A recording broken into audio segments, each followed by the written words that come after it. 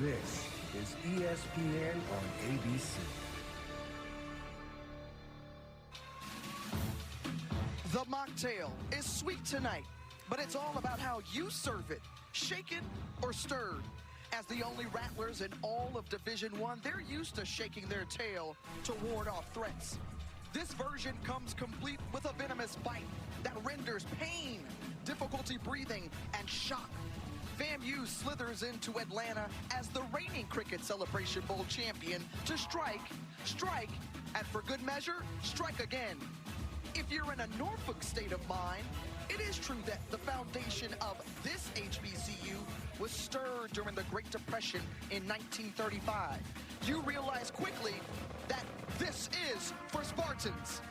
A vision honed by pillars of courage, self-discipline, bravery, and grit. Behold, the green and gold. How do you like to quench your thirst? Let's find out together here in the A. It's the Cricket MEAC-SWAC Challenge.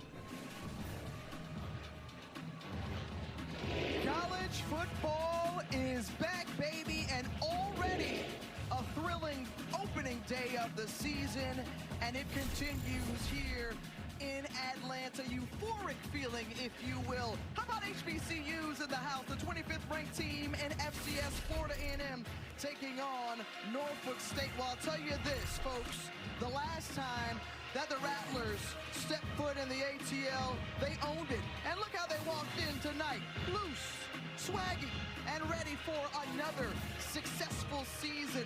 The HBCU national champions. And how did they get there? You look back to 2023, and certainly it was a season to remember. 8-0 through the SWAC, finished with 12 wins, the most since 1978 under then head coach Willie Simmons. And how about one of the best defenses in all of FCS, the Dark Cloud defense, they like to call themselves, wreaked havoc, disruption on the field, and then nothing like a little drama to close out your season, a comeback victory in the Cricket Celebration Bowl over Howard University to hoist the trophy at the end of the year. Well, look, the energy around this new college football order is on 10, and we're ready to match that energy. Love being with you again with the former Howard University and NFL quarterback, Jay Walker. I'm Tiffany Green. Well, look, folks, realignment. College football playoff expanded. A ton of new matchups that we get a chance to see. Jay, that's what I'm looking forward to, along with a lot of other college football fans. What about you? I'm going back to what my mama told me. She always told me the more things change, the more things stay the same. And after winning the championship, I don't know if I've ever seen a program go through as much change as Florida A&M. But can you get these new pieces to come together and work as they try to keep one thing consistent in Tallahassee, and that's the winning ways of Florida A&M football. You take a look on the other side, though. You talk about Norfolk State coming in here. The opposite of change is consistency. And Norfolk State has been consistently grooming their players. They're not looking for the change with a whole different roster turnover. They're hoping that they've grown these boys into men and that they're ready to compete for an HBCU championship. Fourth-year head coach Dawson Odom says this is a good team and they're looking to be great. One of those players who was an All-American last year, A.J. Richardson. Let's listen in to him in pregame. Yes, sir! Hey, let's work! All right, this is what we've been working for. We came to work. Hey, and we in that Money Green ESPN. Mama birthed a star. Mama birthed a leader. In the land of Sparta, where we cut off the head of the snake. Yeah! Right! Yeah! Right! Give me 2,000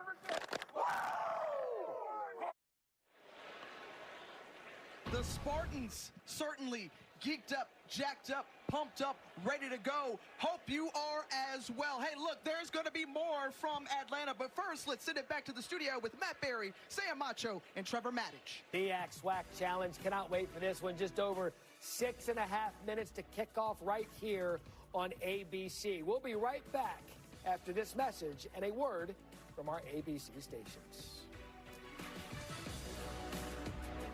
HBCU football in prime time. The FAMU Rattlers, HBCU national champions.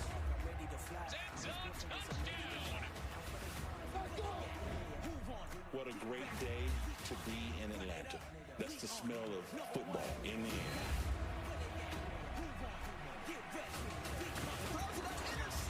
All a part of this beautiful HBCU experience. Culture, tradition, passion. We come to you, Atlanta, to bring something that you haven't seen before. It's exciting for this football team to be back. This is prime time.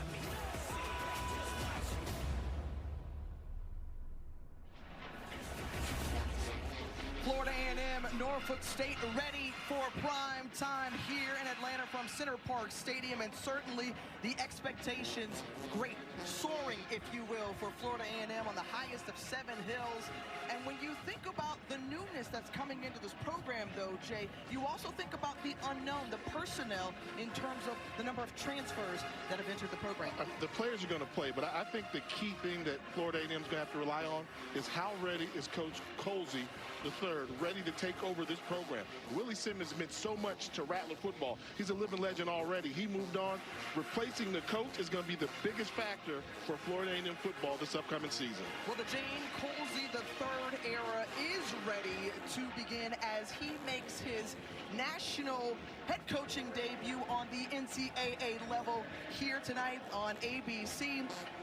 And this was him on the sideline.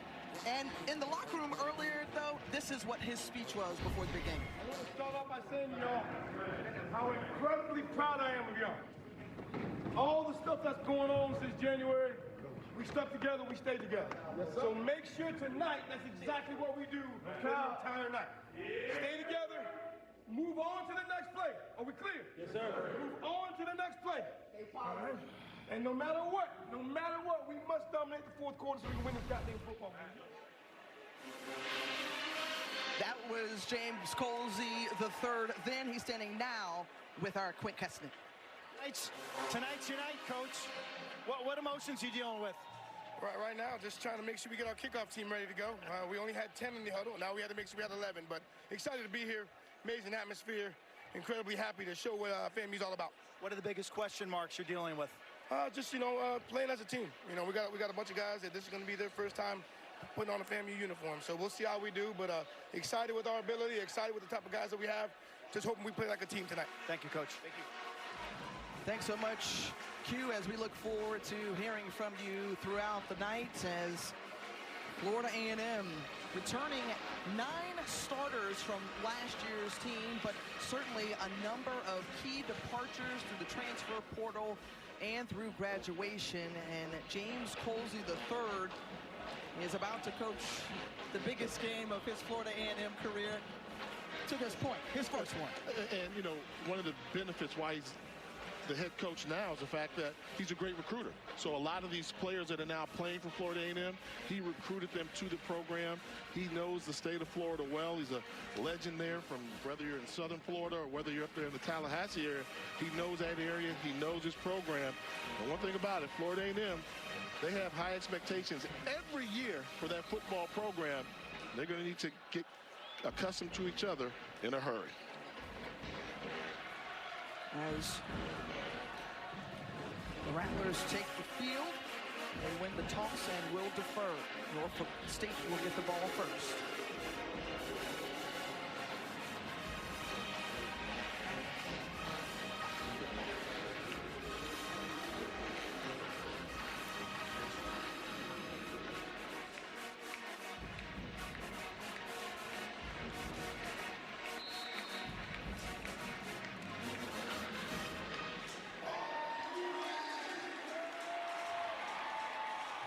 Can you feel it, Tiff? You feel it in the air? No With doubt. that thud that's going to come off the right foot, college football 2024 is going to be in the air. Michael Smith, the booming leg for the Rattlers. And coming out of the end zone on the return, and Norfolk State will start inside the 10 as Jalen Parnham on the return, where we talked about a number of fresh faces. We've got to introduce you to Jalen Daniels, the transfer quarterback, started his career as a walk-on at South Carolina, a JUCO transfer out of Garden City Community College, and now here at Norfolk State, winning the starting job over who was assumed to be the incumbent Otto Kuhns. And size stands out. When you see him, he has a presence about him. He's a complete 6'5" guy that can move around in the pocket as well. Tremendous presence for Norfolk State. Kevon King with the carry. I'll tell you this, when we had the opportunity to talk with head coach Dawson Odoms, very high on this young man. We met him yesterday. Certainly that 6'5", 230, full of poise and presence when we stood next to him, and that's something that you can't teach. That and the fact that he has a shotgun for an arm. This is a guy that's got the big arm that you like to have in today's college football world. He can make all the throws, and he makes great decisions. He'll be tested against a very stingy Florida A&M defense. First pass attempt for the Spartans, and it is complete to Elijah Mitchell. Those returners, a sophomore. You talked about Jalen Daniels, and sometimes, and I know, Jay, you have this experience coming over, starting your career at Long Beach State and then moving into Howard University as a quarterback. There are a lot of nerves and some ways of getting to know things in your players, and Dawson Odoms in his 4th year as a head coach said, hey, look, the way that you welcome in new guys is you have veterans who welcome you into the locker room, and that was something that they didn't have to worry about this season, as you referenced the experience that they had coming back. 3rd and 1 now on the opening drive for the Spartans. And in motion, and they hand it a big run here, crease up the seam, and how about Kevon King? Can he outleg the secondary? Yes, an 82-yard sprint to the end zone. First score of the season for the Spartans in 2024.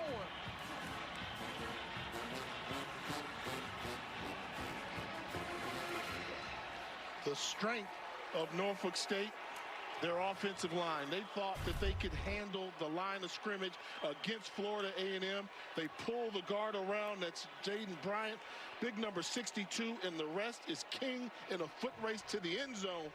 Spartans on the board first. These former foes out of the MEAC and Norfolk State hasn't got a win against Florida A&M since 2017. Will they open this season with a big touchdown? Explosive plays is something that offensive coordinator Jason Phillips talked about. And what do you do after you celebrate? Jay, you got to do a little step, got to put on a little dance, show out for them in the end zone. You know, as we talked about, you know, this is HBCU football. HBCU football, it's a cultural thing. It's a football thing. You got to make room to strike up the band. And one of the things I love about HBCU football, whichever team has the bands going on, that means the other team is in trouble. So if you're the Spartan Legion in this stadium right now, you get to play all you want, and all the Florida A&M Marching 100 band can do is sit there and watch. That's the culture that we talk about. It's more than just on the field. It's getting everybody hyped up in the stands as well. And King delivered with a big-time run for the green and gold of Norfolk State University. Spartans fans who traveled here already pleased with what they're seeing. That was the longest play that the Spartans have seen in more than a year. That was longer than any offensive play than they had last year, as the Spartan Legion is ready to strike up hay in the stands.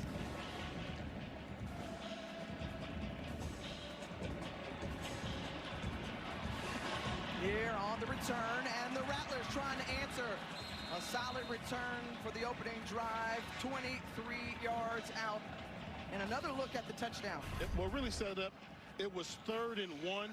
They figured, hey, we can get the 1 yard, but they saw something that they liked schematically by pulling the left side of the line around to the right side.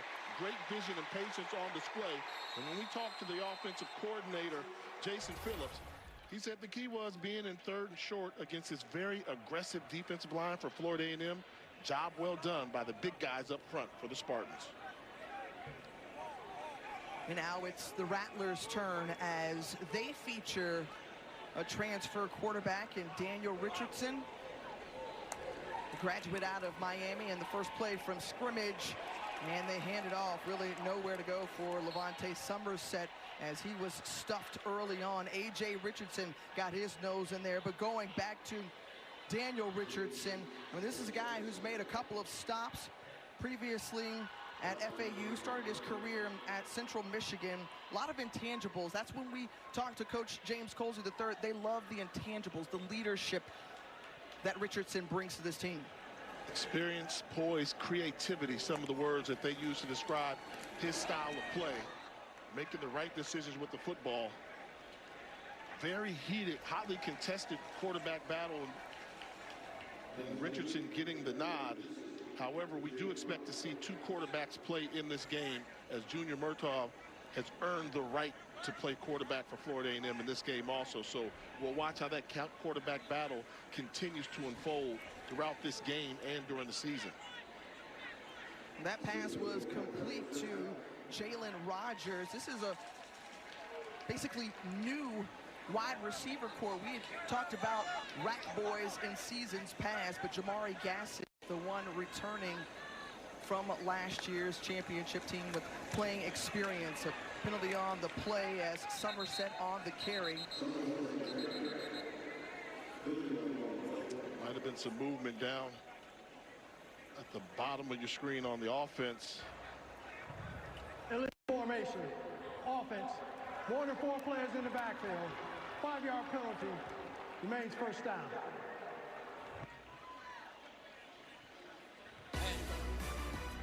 Here's our Labor Day weekend ESPN ABC college football lineup that starts next Thursday night. Deion Sanders in Colorado hosts North Dakota State, the powerhouse out of the FCS, to start us off in Temple, Oklahoma, as the Sooners now in the SEC. That's Friday night. What a triple header we have for you on Saturday. And then Sunday night, it's number 13 LSU hosting 23rd ranked USC in Death Valley. 1st and 15 after the penalty. And the carry, and really nowhere to go. Controlling the line of scrimmage and being big up front is something that we heard the coaching staff of the Spartans talk about, and thus far we've seen them already stick their hand in there. It's Tariq Miles on the stop. A good job on the tackle there. Something to note, Florida A&M, their offensive philosophy this year probably going to change a little bit. Going to lean a little bit more on the running game. We saw Richardson go under center and take a snap under center for the run. But if you can't push the pile, you can't be a run-first team, especially against a defense like Norfolk State, which is collapsing the pocket. Richardson rolling to his right and incomplete through the hands of his intended target, Jalen Rogers. That now brings up 3rd and 14. You think back to the creative play calling and the offensive genius we saw from head coach Willie Seasons the last 6 years with the Rattlers. They hand the reins over now to new offensive coordinator Joe Henry, who coached that offensive line. Feels very confident about this group as they've got a number of guys returning up front as well.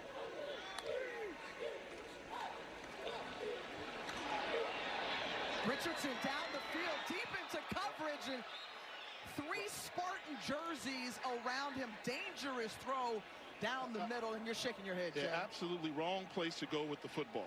You know, when you're going to throw to the single receiver side, he has to be wide open. He goes backside, single receiver. Count the green jerseys. You got a 3-man route to the right. He wants to go left. Look at the green jerseys around the single receiver side. Can't do that. 3 guys with an opportunity to make an interception. Have to find a better place to go with the football. Very fortunate that ball was not intercepted by Ricky Harrelson. He's set to return it. He's Jalen Parnham. Trey Wilhoit, preseason first-team all-SWAC punter, lets it fly.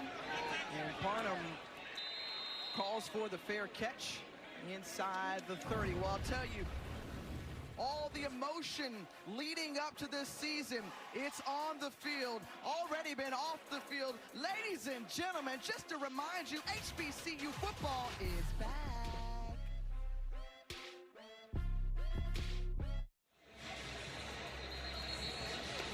Hope and promise, that's the feeling from Dawson Odoms after last season when the Spartans were in a number of games, Jay. The fact that they had 5 different games decided by a touchdown, tied for most losses by single digits in the FCS.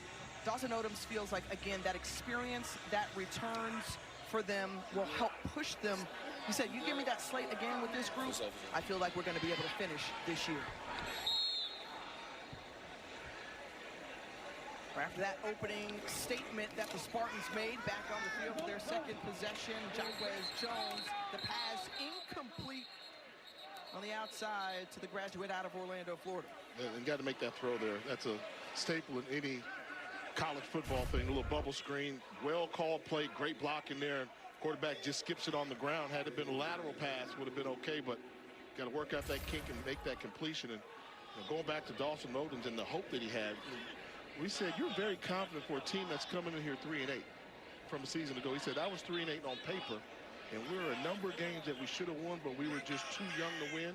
All off season, their goal was finish, put ourselves in those same positions we were a year ago, and we're going to figure out a way to win those games. I like that philosophy.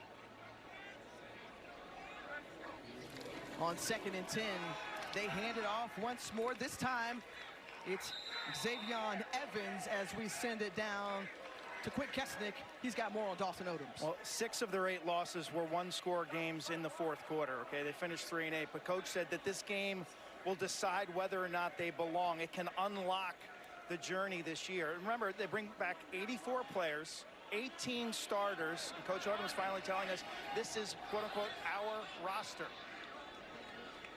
Thanks so much, Q. 84. Yeah, that's unheard of in college football today. Yeah. With the portal and everything out there now, given, if you're not winning a lot of games, people are knocking down your doors. But to have 84 returners, and a lot of those guys with playing experience, they can really turn the tide in a hurry in Norfolk.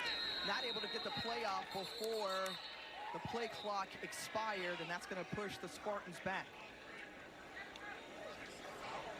Delay game. Offense. Number 2. 5-yard penalty. Remains 3rd down. Did you catch that? My wordplay there? They could really change the tide in the MEAC.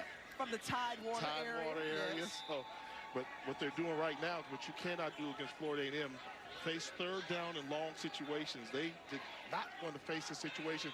Don't be surprised if you see them decide to run the ball or try a very low-risk pass. Well, last time it was 3rd down, the 82-yard scamper for a touchdown, and another big run here on 3rd down from Xavion Evans.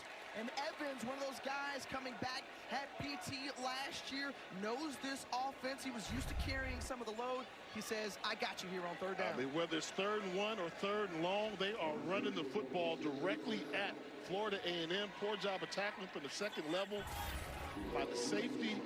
Norfolk State keeps the drive alive in unexpected fashion, completing a long run on 3rd and long. 23-yard pickup for Evans. And they hand the ball off again, this time really nowhere to go, as Cameron Donald, one of the new faces along that defensive line. And you see here, they're just getting up to that 2nd level. Great job by the center, Garrison Wheatley, number 67, of getting up, and then a poor angle in the secondary. And I think it's the timing that's off. Florida A&M is used to dominating the line of scrimmage. Well, these running backs are finding creases, and the secondary defenders are not in a position to make the tackle for the Rattlers, allowing Norfolk State to rip off runs in chunks. When we talked about the dominating defense we saw from the Rattlers last season, 4th in FCS in stopping the run, only giving up 94 yards on the ground. Here, the Spartans taking full advantage as Kevon King gets across midfield and into Rattler territory, and there's a flag that comes flying out. The unsportsmanlike on Florida A&M, I believe. They pull a helmet off of one of the guys. I think I saw the helmet come off of one of the receivers downfield. I think it was Cameron Thomas.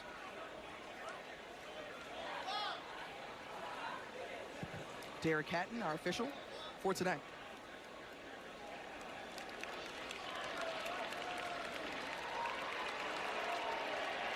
Mike Pack not working, but the head referee is saying exactly what you said. That 15-yard penalty is marching the Spartans Even closer to that end zone, the ball will be spotted on the Rattlers' 31-yard line. Something that Florida A&M needs to work on from a season ago. Although they were so successful, they were the most penalized team. They need to work on the discipline. First and 10 now. Jalen Daniels hands it off once again, having success up the middle and going right to the teeth of the defense from Florida A&M. It's Xavion Evans. He's gotten a steady hand of rushes here on this drive. Yeah, they call him the most complete back. They take the tight end, number 8, Akeem Wright, move him across the formation, and just ask him to pick a hole. Same play. They ran the same play consecutive times, little hump motion by the tight end. They're crowding the box. So what they're doing is saying, we're going to play this game in between the tackles. We're going to run downhill and let our running backs find creases and neutralize your defensive line. So the O-line doesn't have to dominate up front. They just have to neutralize Florida A&M's defensive line. Really lopsided in total yards, 136. Obviously, 82 of them eaten up by King's long run for a touchdown, the only score of the game tonight. But Norfolk State thus far averaging 16 yards per carry on the ground. Once again, the rushing attack and staying on his feet down at the 10-yard line. There's King once again, a gain of 9. I'm going to tell you, the center, number 67, Garrison Wheatley, is really doing a good job controlling the line of scrimmage. Watch him. Get his guy, twist him, so there's a cutback lane for King to go to. Anytime your center can win that battle at point of attack and turn his man, the running back can see that visually and knows there's daylight to find that crease. Garrison Wheatley, incredibly valuable to this group. Most improved according to the coaches. And this time up the middle again. Kevon King, who was closing in on 100 yards, is past the century mark on that carry. And what did Jason Phillips talk to us about, right? Being able to be impactful on first down, staying ahead of the chains. And King is feeling it already in the opening quarter of the 2024 season, and he's working so hard. He's even. Yeah, you think he'd have over 100 yards this quick in the game. You got to pace yourself, brother. But what they're doing, they continue to do, crowd the box, bring a tight end in there, and just look for some running room. 10th play of the drive right here. Daniels deciding to keep it himself on first and goal. And did the ball come out, but they say Daniels was down. Pickup of 2. It's going to be second and goal, Norfolk State. And Florida A&M is going to have to make some changes. You see this, they're finding daylight, and every time they see in the creases, and they're running the daylight. And Florida A&M wants to have a 4-2 alignment. But look, they're running so well on them that the running back's pulling himself out the game. He's saying, oh, wow, I ain't going to be this easy. He's got to get rid of some stuff, and they'll hopefully hydrate him up and get him back in this game. Well, this Rattler defense has to figure out something here as Evans and this Spartan rushing attack is having its way here in the fourth quarter. Let me not sound politically correct or grammatically correct. They ain't bouncing nothing. A bounce is something you say in football when you run in the middle and you bounce outside the daylight. Norfolk State is told, we're not bouncing anything. We're going to run everything in between the tackles. We're relying on our offensive line to get the push, and this is a beautiful display of offensive football. All right, so now Darryl McMillan feeling the effects of the start of the opening season here. They're running so well. No. Oh, boy, what a shot. There's nothing to say to that. You just let that sit and marinate. We'll step aside and come right back.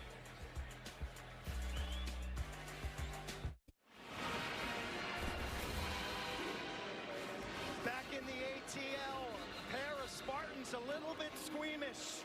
They lost their lunch and their dinner. A Technicolor yawn, vomiting on the field. And during that stoppage, we had a member of their staff have to come out and clean it up. You talk about gross.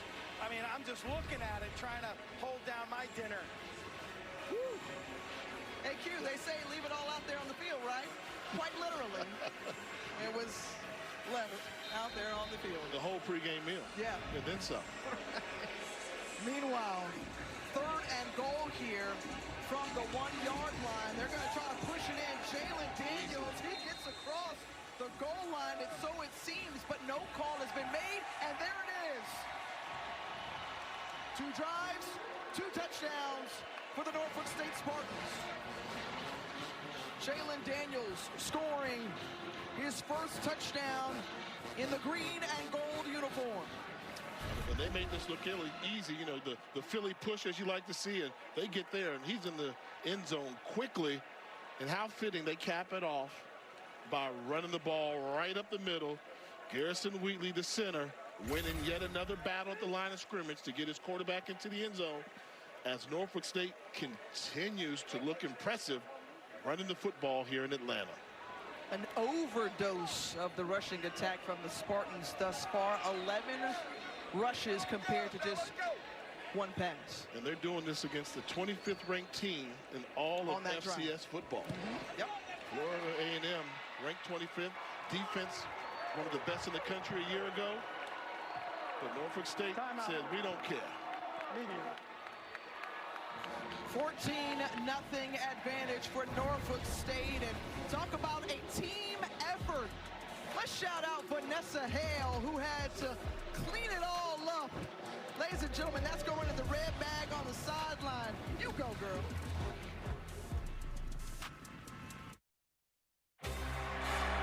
At the core of tradition, where rhythm connects with soul, HBCU bands light up the night.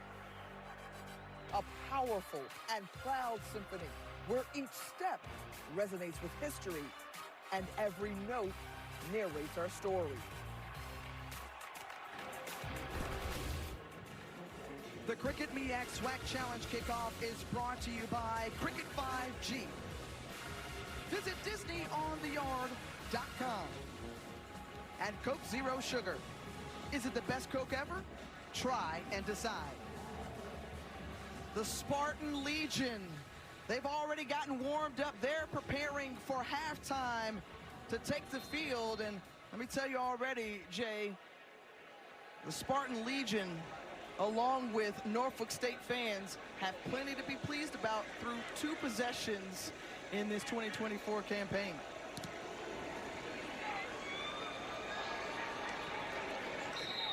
Touch back into the end zone. So you think back to last year, the reigning Celebration Bowl champions. The cost of winning, though, comes with it. Willie Simmons, after 6 years, decides to go on to the FBS level and become the Duke running backs coach. All right, so you lose the coach of the year, the SWAC offensive and defensive players of the year, and a number of players exit out the program for one reason or another. And I'm just going to say this, after winning the national championship, that's a whole lot of losses. There's some losing going on there. They've got to get back to those winning ways. Losing the players, losing the coach and stuff there. It's been a very, call it, different offseason for Florida A&M after that highlight of winning an HBCU national championship. See what they can do to get back on the right track. Well, this is the Celebration Bowl offensive MVP. First time we're seeing Kelvin Dean. And Dean on the carry, a pickup of 9. And we will see how Florida A&M responds. Now, you go back to that Cricket Celebration Bowl of last year.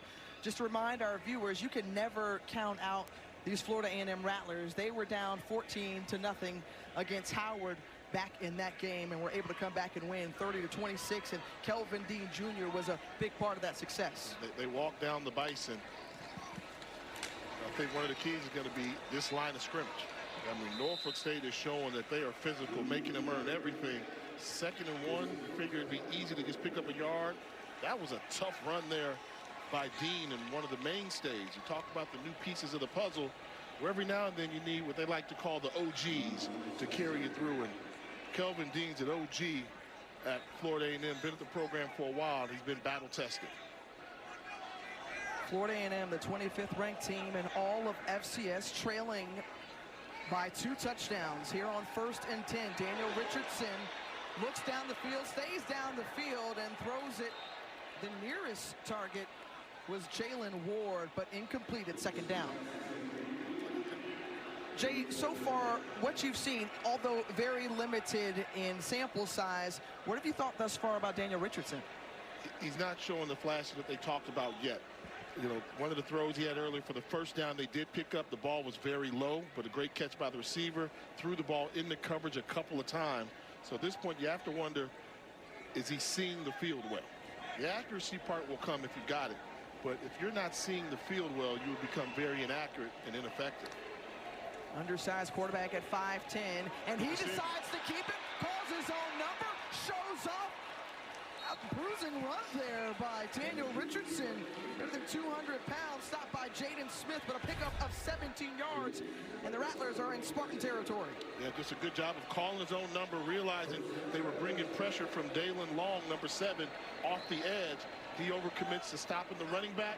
Great job and decision by Daniel Richardson.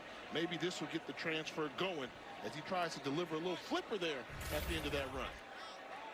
Richardson out of that Miami area, hotbed for football in the state of Florida. Hands it off here on 1st and 10. And A.J. Richardson on the stop, the All-American from a season ago. And the freshman who was kind enough to get mic'd up in pregame, and certainly when we had a chance to see him, Q and I made this observation, hey, you know, he's got the dreads going, but when he stood up next to us, he puffed his chest out, as Q mentioned, and he had a presence about him as well. Absolutely. You talk about one of the best linebackers in the country, and he's really matured. He's a great kid. They say he's a great father. Having that father responsibilities makes you grow up quick, and he's playing with the purpose. Just a sophomore, but one of the best in FCS football. On the backfield now, Thad Franklin, but instead the play action, and it's complete. Still on his feet as hurdling the defender, and Kobe Gross picks up the first down and more. 27 yards and into the red zone. One of the things that Florida A&M keeps is a staple of tight ends. They've got a plethora of them, and a good job by Gross of the run after the catch. You try and tackle the big fella low, the athleticism to stay up on his feet and to pick up big yardage. Big play for the Rattlers. The grad out of San Ramon, California, came over after starting his career at Florida State. Richardson with time has a man into the end zone. What a catch. And it's a touchdown. Thad Franklin, who we saw enter the game on this possession, the 20-yard catch and score, and the Rattlers are on the board in 2024.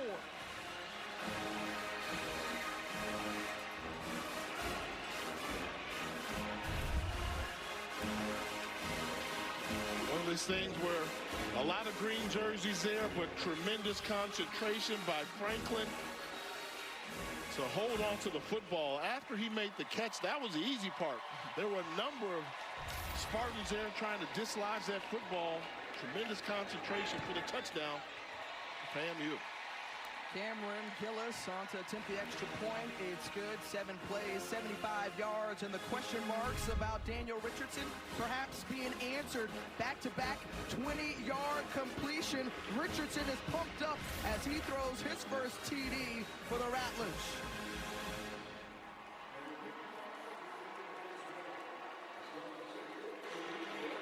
You look around the stands, and a number of fans in attendance, but a lot of orange and green, and the marching 100 now has an opportunity to get going.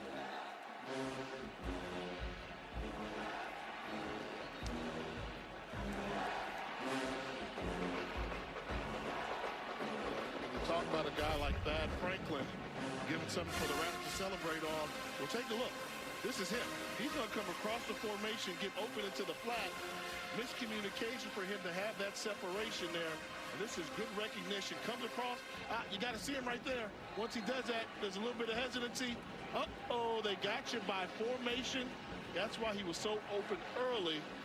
The slight pause caused a Spartan.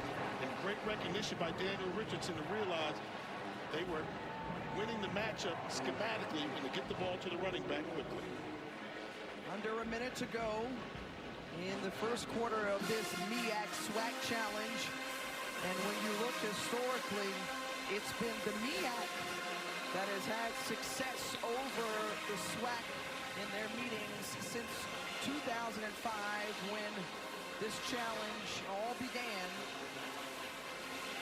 The SWAC had a sweep last year, though, Jay, as we saw Jackson State do their thing, and T.C. Taylor got his first win as head coach. Now James Colsey III trying to bring it in this new chapter. And you go, Hunter. Marching 100, you go. Wait a minute, you had to sit there and watch. Listen to, they had to sit there and watch a Norfolk State band whoop and holler and party all day long. And the moment they got a chance to get going, the Marching 100 showed, hold on, we're in the house as well. Trying to compliment Florida A&M, and you won't let me get my compliment. I mean, sometimes they're far and few between. But True, call it like I see it. I call it like I see it. The Spartans open again, just like they have done all game, with a run this time from Kyron Benjamin. First time that we've seen Benjamin tote the rock. First down on his first carry. And they're winning. One of the few times we've seen a running back or a runner bounce the ball outside of the pocket, but give credit to the left side of that line where Samuel Eskridge and Jaden Bryant hang out, controlling the line of scrimmage, leaving room to run the football. Impressive display of the running game still by Norfolk State. The number of rushes of 10 yards or more so far tonight. Once again, they give it to Benjamin, and Benjamin, a good carry on first down, out to the 40-yard line, a pickup of 5. And I saw something there, and I'm going to show you something when we come back of why Norfolk State is continuing to control the line of scrimmage. And just remember this: hard head makes a soft backside. Hard head makes a soft backside. Let me tell you, Norfolk State went hard to start off this ball game. They've got a 14-7 advantage. Behold the green and gold. They're pumped up. So are the Rattlers back in it. Cut it in half. It's 14-7 after 1.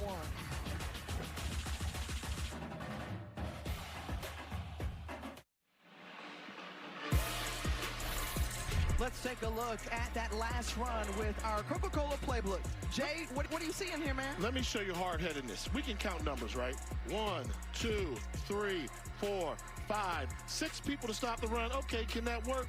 No, not when you've got, take a look at the same numbers, you got 8 guys in the box for Norfolk State, including the quarterback. So they've got the 5 linemen, they've got the 6 guy with the tight end on the line of scrimmage, a 220-pound quarterback in the backfield to go with the running back. They're going to keep winning. Hard-headed. Florida A&M's being hard-headed, relying on the front 4 and the 2 linebackers. You got to change that scheme. You got to get another person in the box. Right now, they're not doing it again. Norfolk State is winning the number count, and that's why they're able to rip off yards when they need to. Holding there as that front 7 able to stop Evans. A pickup of 2, but a number of white jerseys in the mix. James Gardner among them. But I think that brings up the question, because there were some unknowns about that front 7. You talk about Cameron Donald and Davion Westmoreland. 2 transfers that joined the line, and then Jerome Nichols, the Mike linebacker, coming over from Michigan. Eric Horn getting his first start. And again, you don't have the SWAC Defensive Player of the Year and Isaiah Major to help fill those voids. But as an offensive coordinator, if I know I'm only dealing with 6 in the box, and I don't have to worry about that safety from up high, then you can almost pick how you're going to get there. A way to hold here, though, on 3rd down, and a big stand as the stop made from the Rattlers. And the one thing that can help you out is you get some fantastic individual efforts to win their one-on-one matchups. Well, that was a big stop there on 3rd down, as that's the first time the Spartans haven't been successful converting a 3rd down. Remember, that's how they scored both of their touchdowns. This time will be introduced to the special teams unit, the punter on in Noah Tracy. And Jamari Gassett standing at his own 15-yard line, and the play clock expires. Delay of game. delay of game, offense, number 1, 5-yard penalty, remains 4th down. Second delay of game penalty against the Spartans tonight. That backs him up. And Gassett is one of those guys who joined the program last year. Can the speedster make something of this return off the punt? He's got a chance to do something with it. And Jamari Gassett pointing out, saying, block for me. I got some room along that right sideline across midfield. And great starting field position for Florida A&M. What a recovery by the Rattlers. You get the stop on defense, and then the special teams step up and make a big play. One cut, then get up the field. By the returner, Gassett, and big play. Florida A&M starting to find that swag that led them to a championship a season ago. Second team all-conference in the preseason honors for Jamari Gassett as both a receiver and a returner. Gassett out of Tampa, Florida. Only returning receiver for the Rattlers. He's got that speed and versatility that they like. They can put him outside or in the slot. This is where Florida A&M does their damage. The defense gets the stop, gets a 3 and out, and then the offense comes out on the field, and they're ready to try and pounce on you a little bit with the defense with a short rest. We'll wait to hear the call from our head referee, Derek Hatton, after whistles before the play even got going. A quick conference with the Zebras on the field.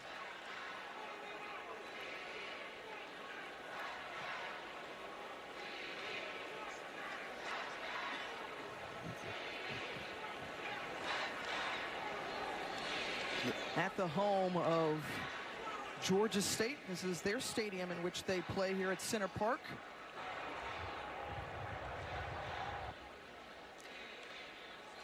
That's if I was going to ask you what sound does a zebra make, or what does a zebra sound like, but I think we're going to be still wondering. Having trouble with his mics all night. You should take a shot at it here, partner. Well, come on, guys. We got a good football game going. We got a good football game going. The players are putting it out there. I'm curious what this could be. Please reset the game clock to 1325. Reset the game clock to 1325. Okay, so adding time back to the game clock.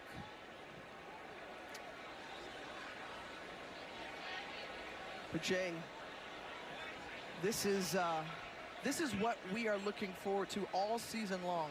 Tightly contested games. I mean, this is a Florida A&M team that ranked in the preseason top 25 in all of FCS.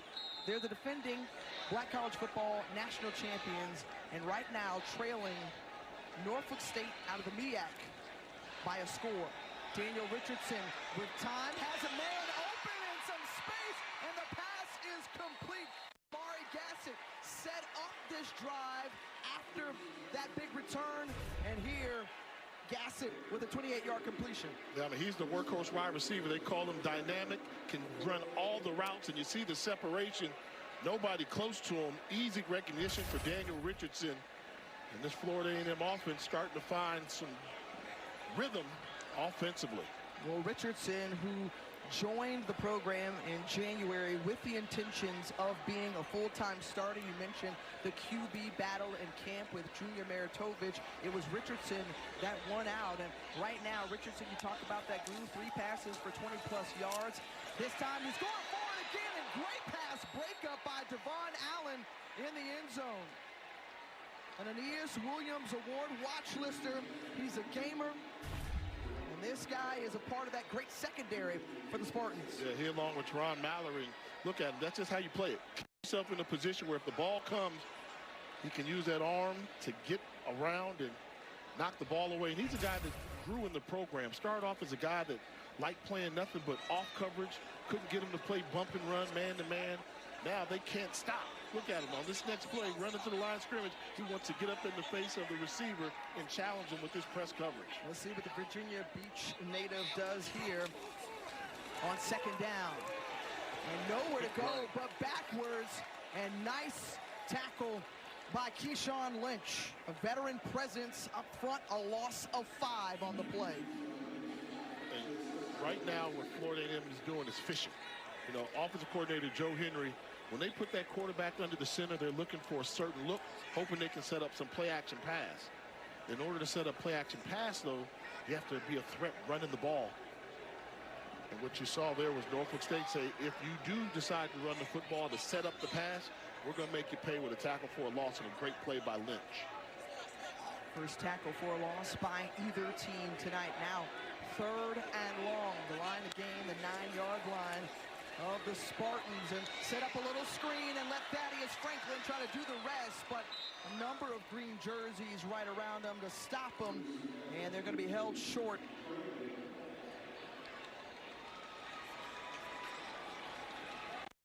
That was why that previous play with the individual effort by Keyshawn Lynch was so big, and able to move him back and allow him to give him a couple yards on the screen play and hold the Rattlers to a field goal attempt.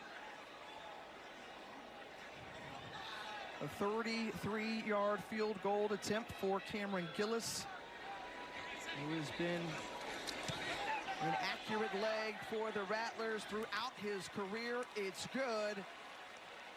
And FAMU puts 3 more points on the board. James Colsey III in his Rattler debut on the sideline says he tapped Daniel Richardson for this opportunity.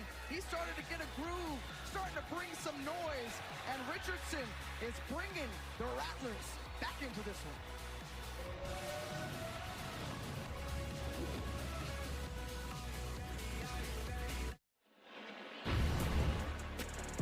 Time now for our player spotlight, brought to you by Truist. And how about it?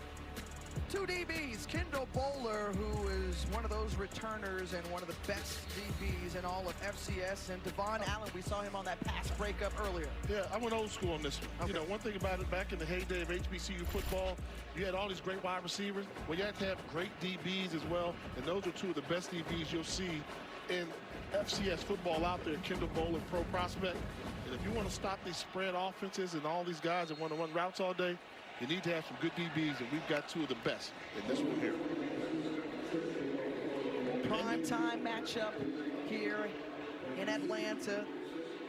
25th ranked team in FCS, Florida A&M, taking on their former MEAC foe, Norfolk State, who came out and just punched the Rattlers in the mouth. They dominated that first quarter, better than 150 yards on the ground, had great success.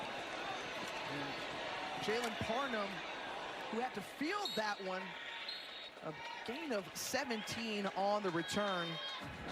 When you think about this Norfolk State program, a part of the 6-team MEAC, North Carolina Central picked to finish first despite Howard, who made it to the Celebration Bowl and winning the MEAC last year. The Bison picked second. Meanwhile, preseason players of the year coming out of Washington, D.C., and Jared Hunter and Kenny Gallup Jr. And as we mentioned earlier, Otto Coons, the intended starter for the season, suspended for the first 4 games because of academic ineligibility.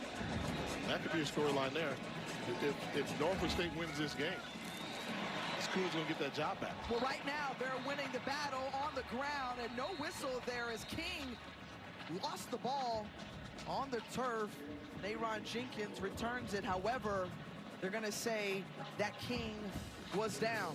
And we had a chance to be in Norfolk, where it's the headquarters of the Mid-Eastern Athletic Conference, and this Norfolk State team was picked to finish 5th in the preseason poll. But right now, Jay, this is a group under Dawson Odoms who has high expectations and already starting to unlock their potential here in this opening game of the season. King again trying to bounce to the outside. Deco Wilson, one of the tacklers, to bring him down, along with Braylon Oliver. You see that there, a little disrespect there for a team that returns a lot of guys, but you talk about, I think the storyline there was Central, who got beat by Howard, by 50 this past season, is projected this year to come ahead of the Bison. So been a little flip-flop there. Those are the two top teams there, but I'm telling you right now, this Norfolk State team is looking really good versus the 25th ranked team in FCS football. Here on 2nd down and driven backward, the tackle for loss, James Ash. First time we've called his name tonight. One of those guys who is explosive up front.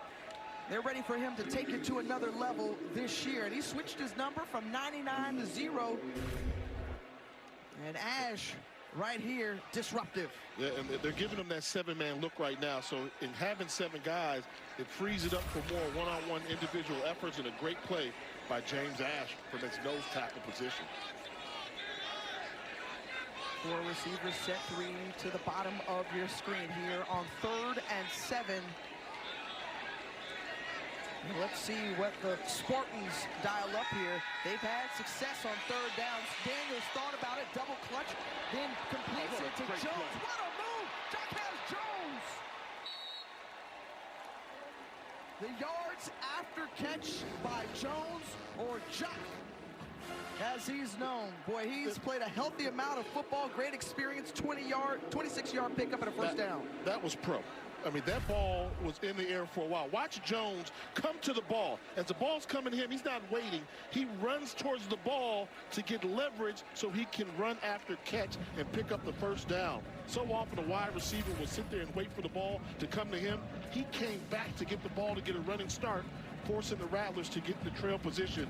Big-time play by Jacquez Jones. Well, they feel like he's a big kid coming over from Lane College out of the SIAC Division II. Meanwhile, Kyron Benjamin full steam ahead.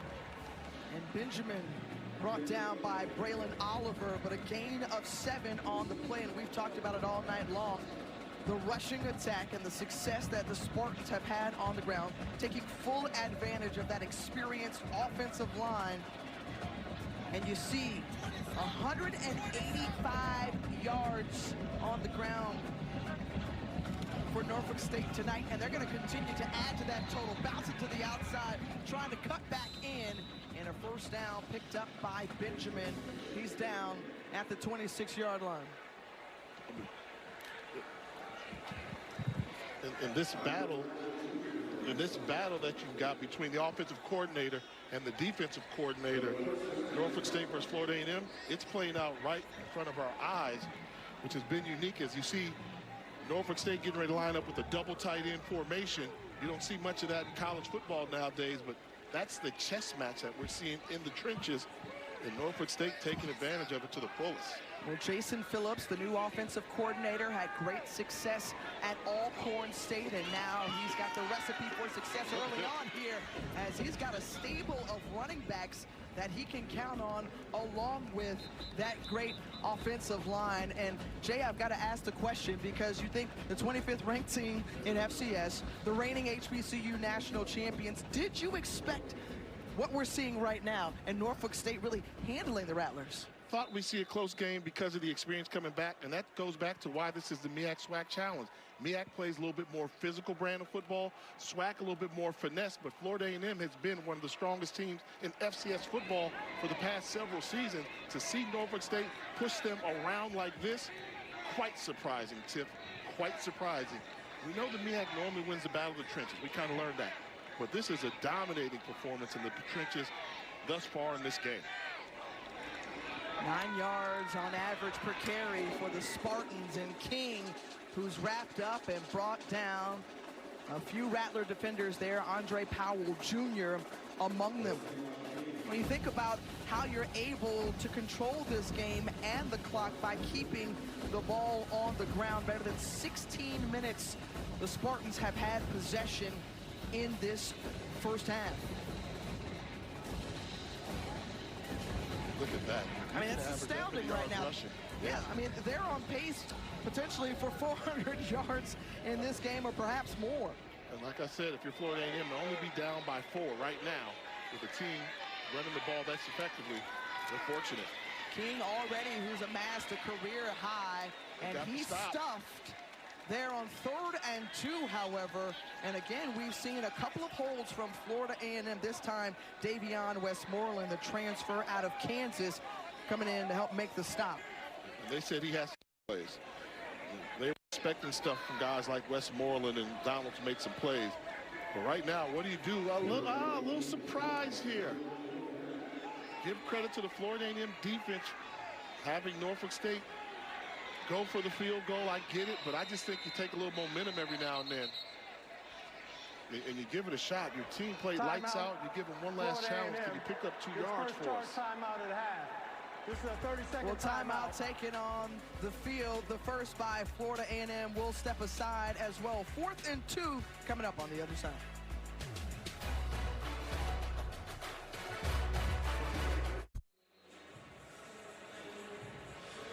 Welcome back here to Atlanta. Just a reminder, folks, coming up on the All-State Halftime Report, we've got 2 outstanding bands in Florida A&M's Marching 100 and the Spartan Legion Band out of Norfolk State. Remember, you can see the entire performance on ESPN+. Certainly something that we're looking forward to. Jay, you know, the song of the summer, right?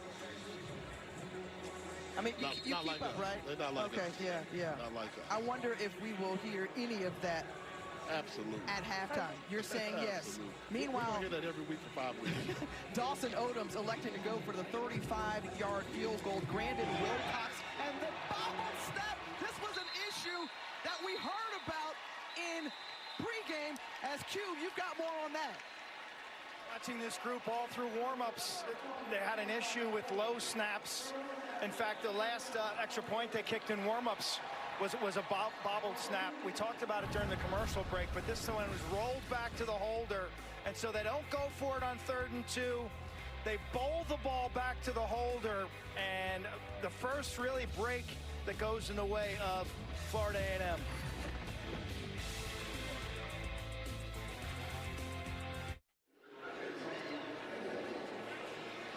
In his first season coaching the Florida A&M Rattlers, that Colsey name, if you have heard it, maybe you go back a little bit ago. Let's go 1993, that national championship season for Florida State. He won it as a freshman, and then the choke at Doak play against in-state rival, and who comes up with it? James Colsey the third.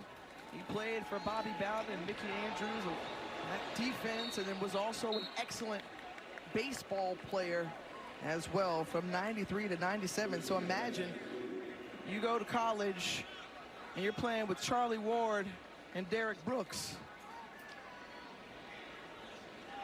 And check out what happened today. Just a reminder, folks, if y'all were watching how we kicked off the season, the Georgia Tech Yellow Jackets sting them. It's high. It's flying high in the city of Atlanta right now as they upset the 10th-ranked Florida State Seminoles on a field goal as time expired. And the Norfolk State Spartans do some of the same as complete to the outside. Jamari Gassett had absolutely nowhere to go. Could you imagine? Don't want to do this, but could you imagine if I couldn't tell you the last time Florida State and Florida A&M lost in the same day in a long time. Not saying it's going to happen, but if so, Tallahassee's going to be on silent mode. Yeah, because there was plenty to celebrate last season, right? Both champions of their conference and riding high. That was the 7th time that both Florida State and Florida A&M had won their conference championship. Of course, you know, Florida State left out of the college football playoff. Florida A&M going on to become the HBCU national champions on 3rd and 10. And Daniel Richardson just trips over his own feet because he had a little space to vie for that first down marker. Instead, Ricky Harrelson stops him, and that'll bring up 4th down. And that was a great adjustment by the defensive coordinator, Steve Adams. That was the same play they scored the touchdown with earlier when they had Franklin in the backfield, shift to one side of the formation, then get the matchup one-on-one on the outside. It wasn't there. They knew where he was going with the football. Good decision by Richardson not to force the throw. He comes up just a little bit short for the first down. So Trey Will Hoyt, first team all-conference punter, local Tallahassee product. He's done a great job in his time with the Rattlers. And Parnham goes backwards as he receives it, as we send it down to Q, who's standing by with a special guest. Tyrese is a resident of Atlanta, and you're here. What brings you out? I'm here, man, to give some love, man. This has been, the energy here for this game has been crazy, man. I'm still trying to figure out which side I'm landing on. I'm leaning towards, damn you. You know what I'm saying? Well, their band is pretty good, man. These bands are ridiculous. Yeah, I love it, man. This is a real, I don't know, I think me being here is doing a lot for my confidence, man. Just feeling this energy, man. The culture is just beautiful. We were just chatting about a movie you got coming out, Labor Day weekend, 1992, Ray Liotta, kind of a heist movie. Tell the fans about it. Yeah, well, the first thing I want to do is apologize, because recently I said to all of the 35-year-olds, don't be too late ordering your tickets and end up sitting on the front row, because all the young people know how to order tickets online. But the movie is called 1992. It's a heist film. Ray Liotta is his last film, rest in peace. And I was just trying to give the 35-year-olds some advice, like, man, don't be ordering your tickets at the last minute, be sitting on the front row with your girl. But go and get the tickets now. Order your tickets online. It's a Labor Day weekend. It's going to be crazy. Ray Liotta, Scott Eastwood. The film is called 1992. It's also produced by Snoop Dogg. Make sure y'all look at the trailer online. I promise you, probably the most important film I've done in the last 25 years. Great to see you here. We'll hope you make a decision whether you're going to stay on the Spartan sideline or you're going to head across to the Rattlers maybe for the second half. I'm just worried about the 35-year-olds out there trying to get tickets at the last minute. Don't be sitting on the front row on date night with your girl. Go now. Get your tickets now. All right, Jody. All right. Q, tell him I said, all right, Jody. Like Snoop called him. All right, Jody from Baby Boy. Thank you very much. I'm thinking 1992, the movie that he's talking about. A couple of years later, 1994, he was singing do-do-do-do-do always. Oh, on the bus, lights flickering. About 2-minute warning. We step aside here. Come back with more.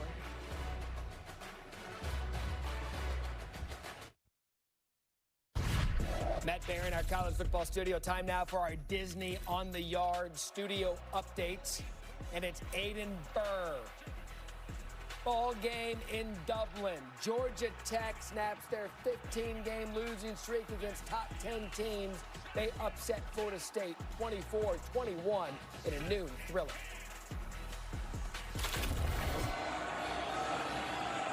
Thanks so much. Back here, Jay Walker, Quick Kesnick, Tiffany Green. Reese in the midst of the Spartan Legion band as they're preparing to perform, ready for what will be an amazing halftime. I can't wait. Edge of the seat. Remember, you can see the entire performance for both bands over on ESPN Plus. And something new to college football this season, the 2-minute timeout, very similar or a la the 2-minute warning that you're used to seeing in the NFL. Man in motion, 2nd and 10, Jalen Daniels hands it off to Vaughn King, and King with a pickup of 3. Correction, that's Evans instead. A little pushing and shoving going on as well. It brings up 3rd down.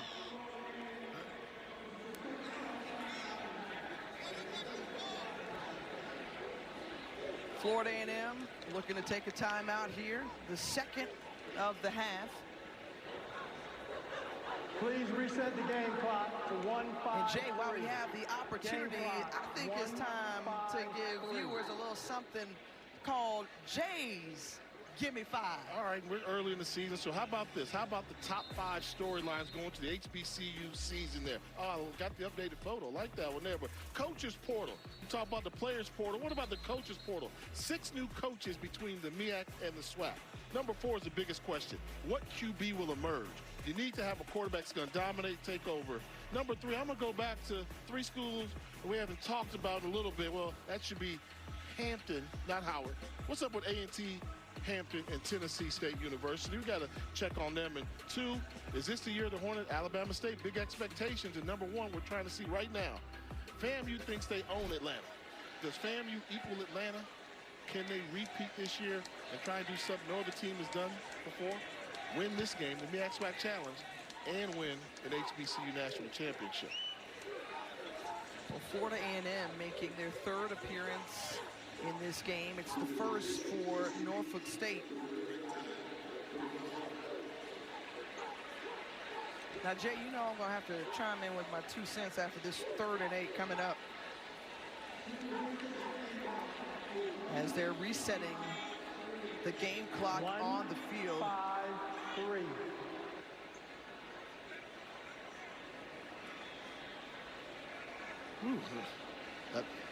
That's what gets me. I'm nitpicking a little bit, but I mean, you know, teams are playing hard. It takes you 20 seconds to take off 2 seconds off the game clock.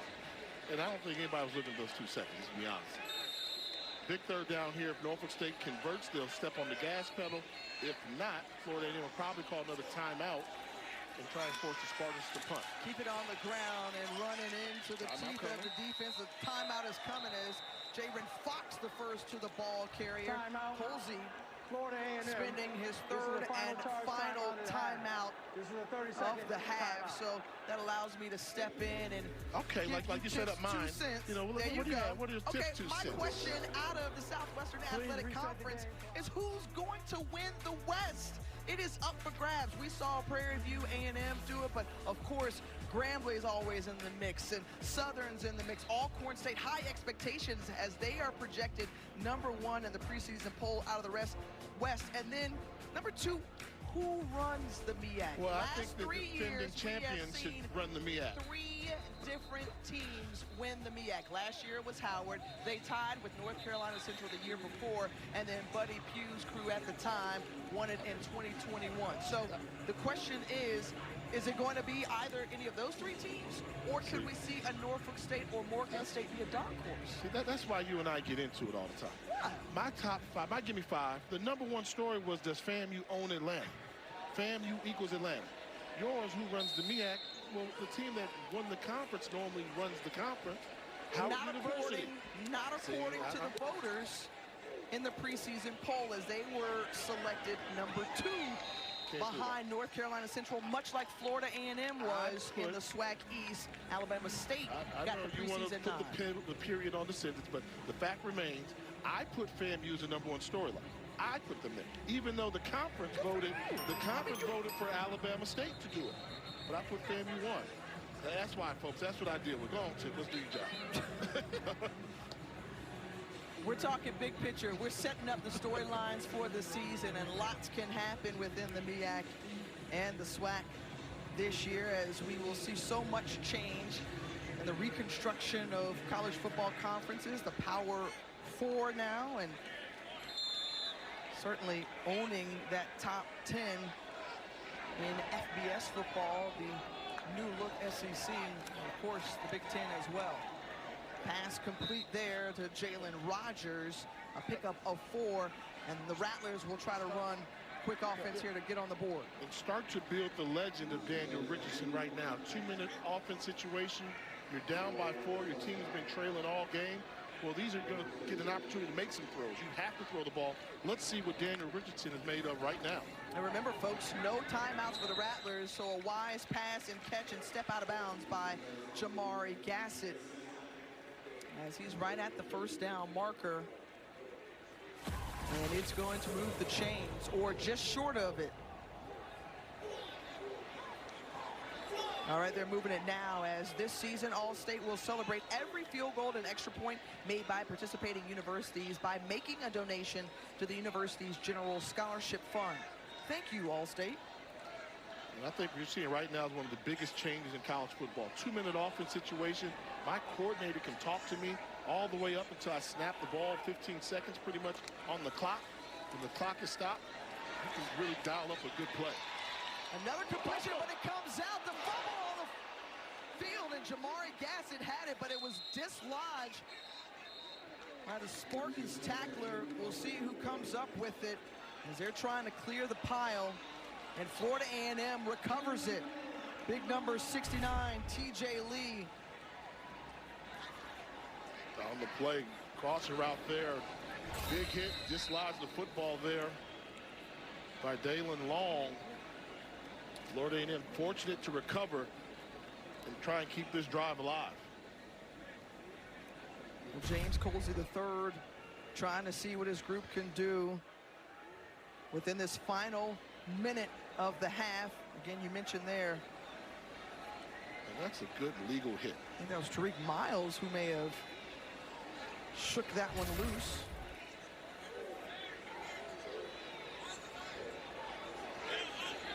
So that one there now, what do you do? How aggressive are you now on third down, third and long? You don't want to give Norfolk State the ball back. Looking and bounces it as Richardson takes a shot. Kelvin Dean, who was coming out of the backfield, pass incomplete. It's 4th and 8. Got to punt it away. And this time of year, special teams is always, oh boy, this is going to be interesting. Okay, you got to put on a little show, a little something. Like he's doing the upright, like old school break dance. I thought he was going to actually try to kick I don't think you want to use those shoes.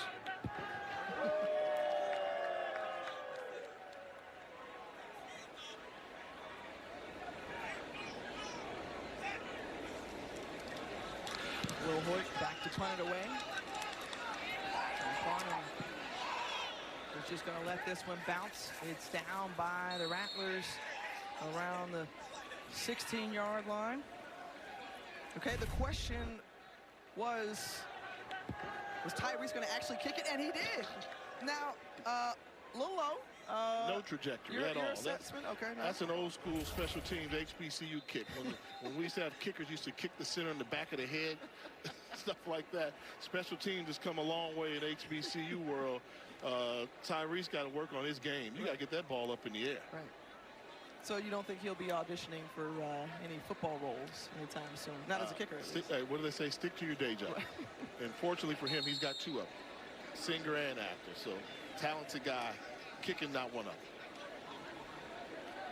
This debut for Jalen Daniels in Norfolk State this season. Dawson Odoms electing to not go for it on 4th and 2. Had the opportunity to be up by a score. Instead, a special teams mishap. And it's 14-10 at the half. But an impressive start to the year from Norfolk State. They put their foot on the gas quickly. 191 yards on the ground. And this group out of the MEAC is ready to make some noise. Meanwhile, Florida A&M, the 25th ranked team in all of FCS, came back in this one after 14 unanswered. And yeah, folks, you already know what's about to pop off. The bands are set to take the field, the marching 100, or what we say, about 280? 289. And they will encase this field here. But first, Drum Major Mickey has to make an appearance, synonymous with the Cricket MEAC-SWAC Challenge and the Cricket Celebration Bowl the last few years.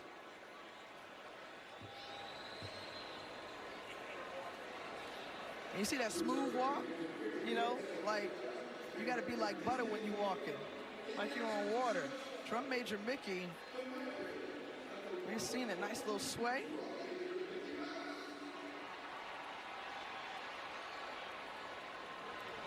You think Mickey's got some moves? I think so. I've heard he's been practicing. If you're going to be a drum major and you're working with HBCU bands, you got to have a little some, you know what I mean? Drum Major Mickey on the field. He's going to take it away. Coming up after break, it's the All-State Halftime Report. At the core of tradition, where rhythm connects with soul, HBCU bands light up the night. A powerful and proud symphony where each step resonates with history and every note narrates our story.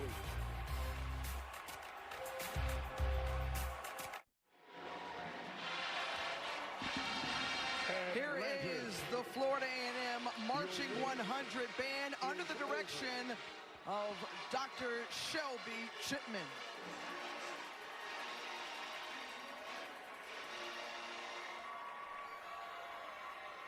Good evening, ladies and gentlemen, from the highest of 7 hills, the capital of Florida. Please welcome what has not only become known as America's band, but the most imitated band in the world. The 100 covers the whole field. The incomparable, magnificent, fabulous, fantastic Florida A&M University's marching 100.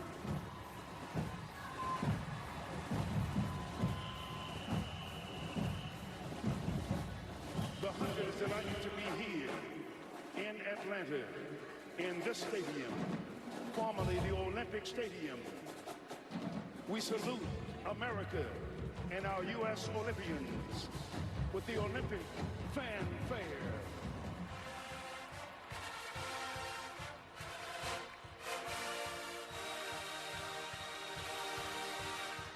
Our conductor, Dr. Nicholas Thomas, Assistant Director of Bands. He's from Atlanta.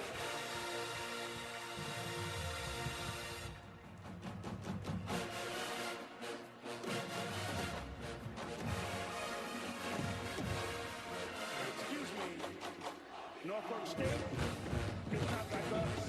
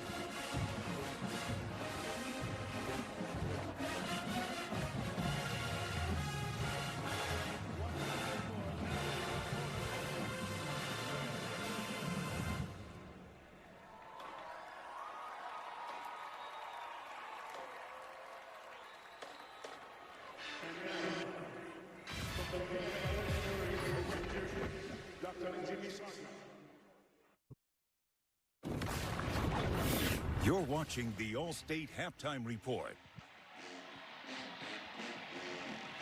Welcome back to Center Park Stadium, halftime here, and the band's certainly always doing their things. Everybody's eyes, ears glued to the field. Jay Walker, Tiffany Green, Quick Kesnick down on the field, and we will hear from the Spartan Legion Band in just a second. But how did Florida A&M's Marching 100 come out the gate to start the year? Always Florida A&M. Always FAMU. The Marching 100, one of the most legendary bands in all of HBCU landscape.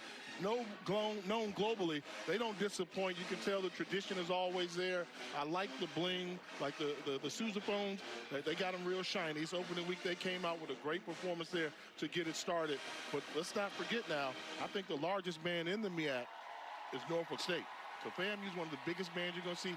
Norfolk State as well, but a great start to, what's my man name, the leader? Joe Bullitt. Joe Bullitt, the voice of Florida A&M. The voice always sounds flawless, and the band did a great job too.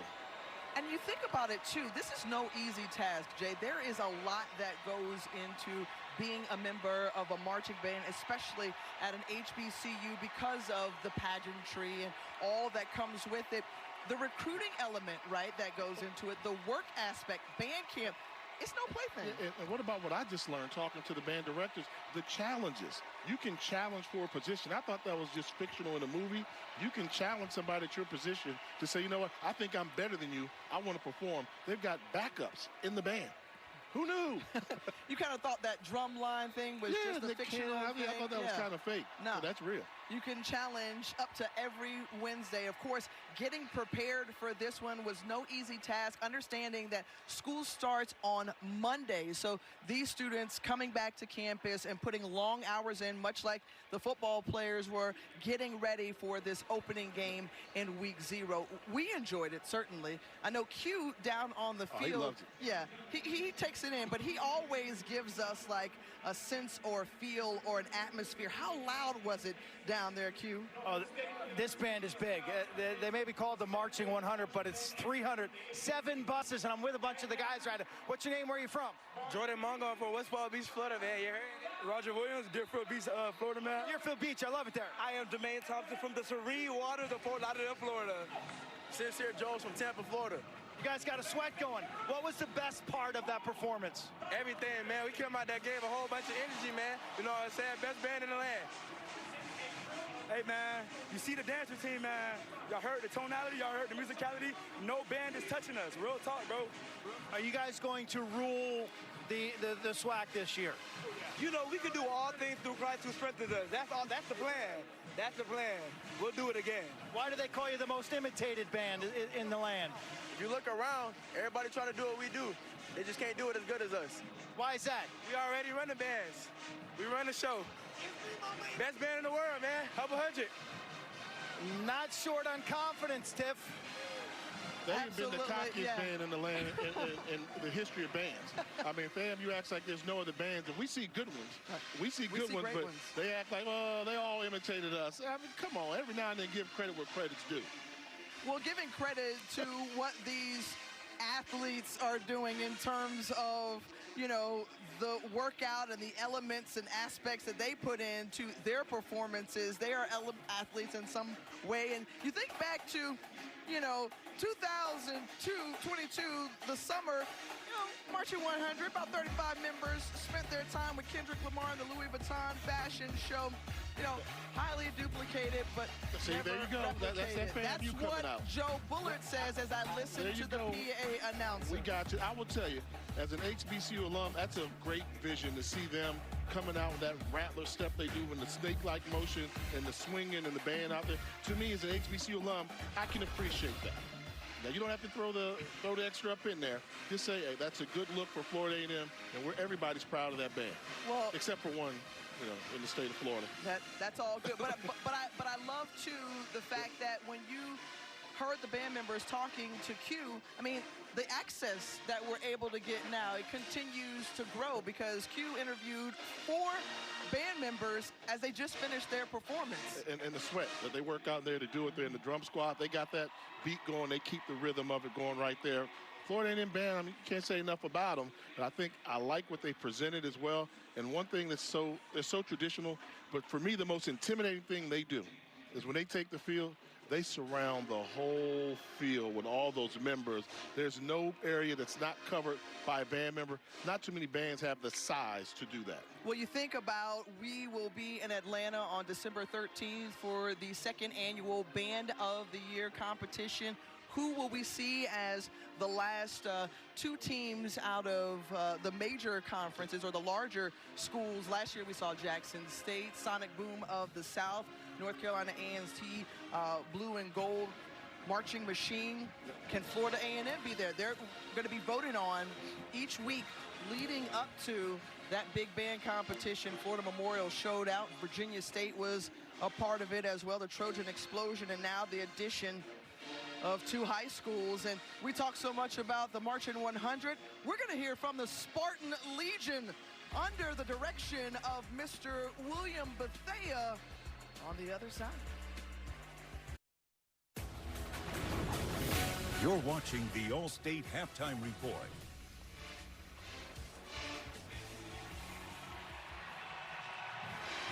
Welcome back here, the Spartan Legion band on the field, introducing themselves to America. First time participating in this MEAC-SWAC challenge, and the Spartan Legion, strong, the sound, crisp.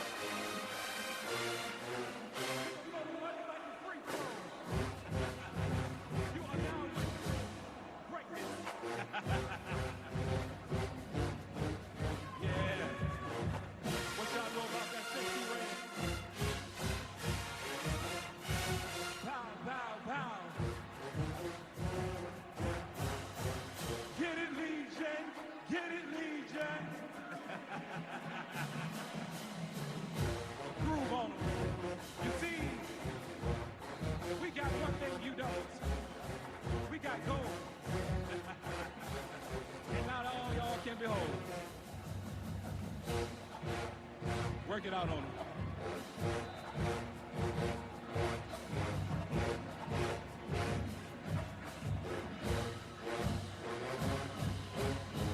Make him feel it.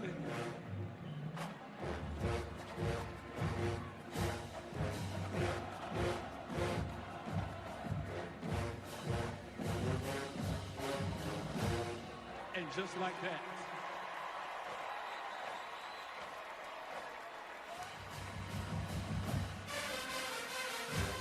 Ladies and gentlemen, you just been entertained by the Norfolk State University Marching Sparkling Band under the direction of William H. Bethea and Stephanie K. Sims.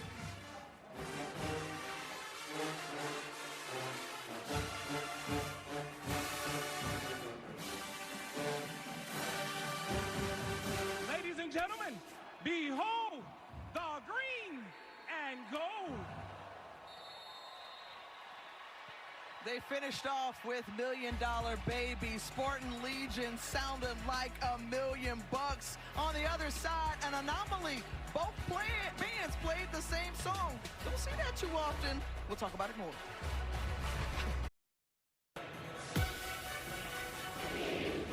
Welcome back to the Cricket MEAC-SWAC Challenge kickoff here in Atlanta. Both bands just completed their performances. Our quick casting down the field with some members from the Spartan Legion. Spartan Legion, you talk about discipline and sticking to your fundamentals as they march back up into the stands. What's your name, first of all, and where are you from? My name is Chris Holmes. I'm from Richmond, Virginia. How did it go today? It went amazing. I'm actually having a lot of fun today. We've been waiting to go against a good band since, who knows, we've been loving rivalry. So there's a sense of competition and rivalry. Yes, it's really fun. We like engaging with everybody. You love it, you love it, you love it. Everybody's spatted up. You got your uniforms on, and I got to tell you, these hats and these uniforms look hot. What's the deal? They're not hot. That's just a mentality thing. It's hot on the outside. It's cold on the inside. Very cold. Hot on the outside, cold on the. Now you had dancing girls.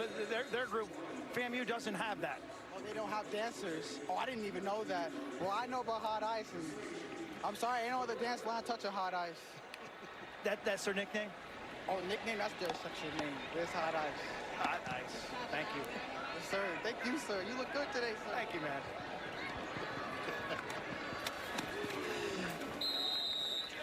Absolutely great. I just love that enthusiasm and excitement. Hot ice, and you know, we have heard some really interesting names within bands. Jay, I know you've ranked them in your Gimme Fives previously. What do you think? Where do you think Hot Ice? Hot Ice is up there, somewhere in that range with, Dancing Dolls, the most famous of them all right there. I like a little ooh-la-la action there. I like Jay Sets. I like Ebony Fire. And that's part of the uniqueness. Your dancing troupe has to have a unique name. You just can't come out there and say, the dancers. You have to have something there like Ebony Fire, the golden boxes. So that's part of it all right there. And Hot Ice was good. Okay, let me test your knowledge on just current songs that are out there. Both bands played Get It Sexy. Do you know who sings that song? Whose song that is? Get It Sexy? I don't know. That's what you're for. You help me out. Who's sexy? Sexy Red. Oh, with the red. Yeah, so, okay. well, yeah, boom. That's what it is. It fits. Okay. It works. Fun times already as back to game action. And Daniel Richardson picks up the first down wisely. Slides down as we check out the first half stats brought to you by Cricket. And the debuts for both of these quarterbacks in new programs. Richardson, who caught fire late in that first half, 106 yards through the air and a touchdown. Meanwhile, 3 of 4 and 33 yards for Jalen Daniels. And Richardson, who you said had an opportunity to submit his legacy, replacing Jeremy Musa. Great throw there and the completion to Jalen Ward. So back-to-back first downs here coming out of the locker room for Florida A&M. And if you're just tuning in, folks, it was Norfolk State that got off to a roaring start, had so much success on the ground. They scored the first 2 touchdowns, but Florida A&M closed out the half with 10 unanswered points. And after a slow start for Daniel Richardson, he started to get into a rhythm, Jay. and it was a little bit surprising because we thought they wanted him to go out here and win the game.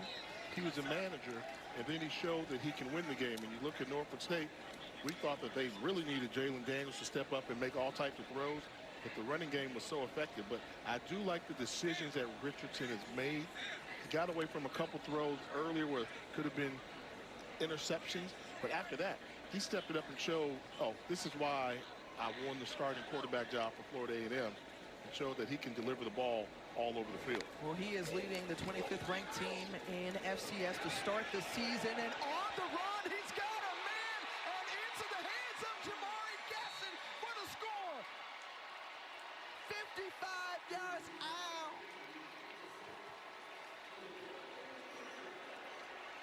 Teron Mallory was on the coverage, but able to get behind the cornerback. And Jamari Gasson scores his first touchdown of the season. Yeah, just look at this double move right here. And Mallory peeks at the receiver's hips. Good job by Gasson, giving him a little dead leg, stutter go. That much separation, easy throw, big play for Florida A&M. And Jamari Gasson, that dynamic workhorse wide receiver that the coaches described. The kick is up, and it's good. 17 unanswered points for Florida A&M, and they take their first lead of the game. We were talking about get it sexy. How about get it Jamari? Doing his thing in the A. FAMU on top. Paid what I bought. New crib like. Let's take a look at Florida A&M's schedule, brought to you by Disney on the Yard. Well, next weekend, it will be the Rattlers at home, putting their home winning streak on the line at Bragg Stadium as South Carolina State comes into town under the leadership of Chinnis Berry, the first-year head coach for the Bulldogs. And they travel to Miami and Troy. And then you get into conference play, and you play the Alabama teams, but you have to circle October 5th, Jay, as the marquee matchup to start the SWAC season. Absolutely. I mean, the 5th is a good one. Then you got to play Jackson State right after there. Those two have been competing for the SWAC East title in the past couple seasons. And it doesn't get any easier with Southern. You know, Southern's got one of those new coaches as well, the head with Terrence Grave getting the call there. Florida A&M, that schedule there, I'm going to say that schedule there may be the toughest in all of HBCU football right now. So if they plan on repeating, they're going to have to go through some really good football teams.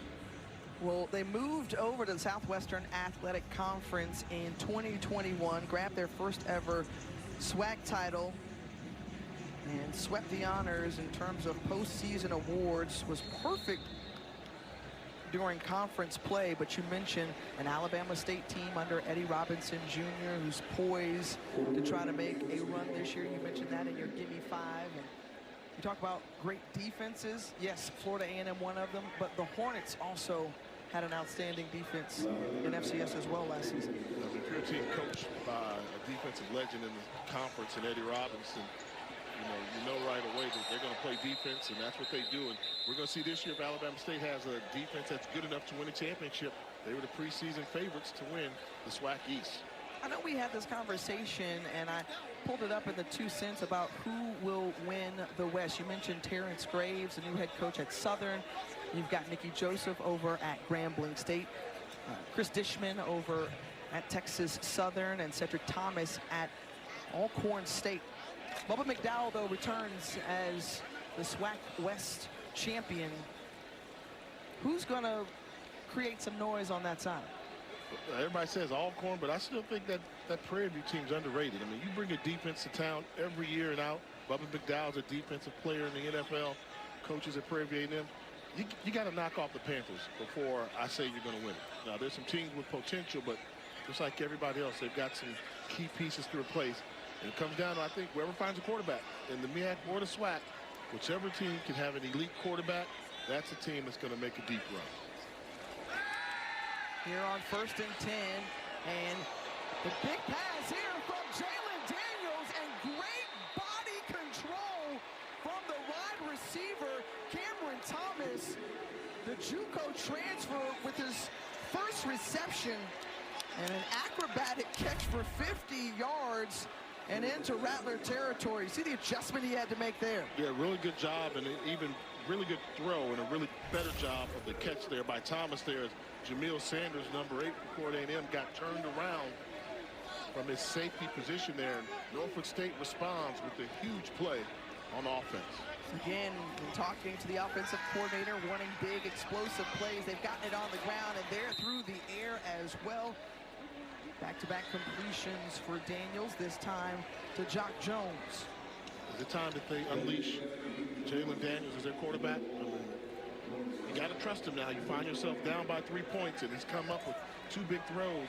Really do like this wide receiver core, Jacquez Jones, and we saw Thomas with the ability to get by as well. Both of them in the bottom half portion of your screen. I'd look to go back there if you get single coverage. We love the decision-making of Jalen Daniels, and the RPO, he tucks it and runs, lunges out, and picks up about 3 or 4 yards on the carry. You know, we told you earlier about his story.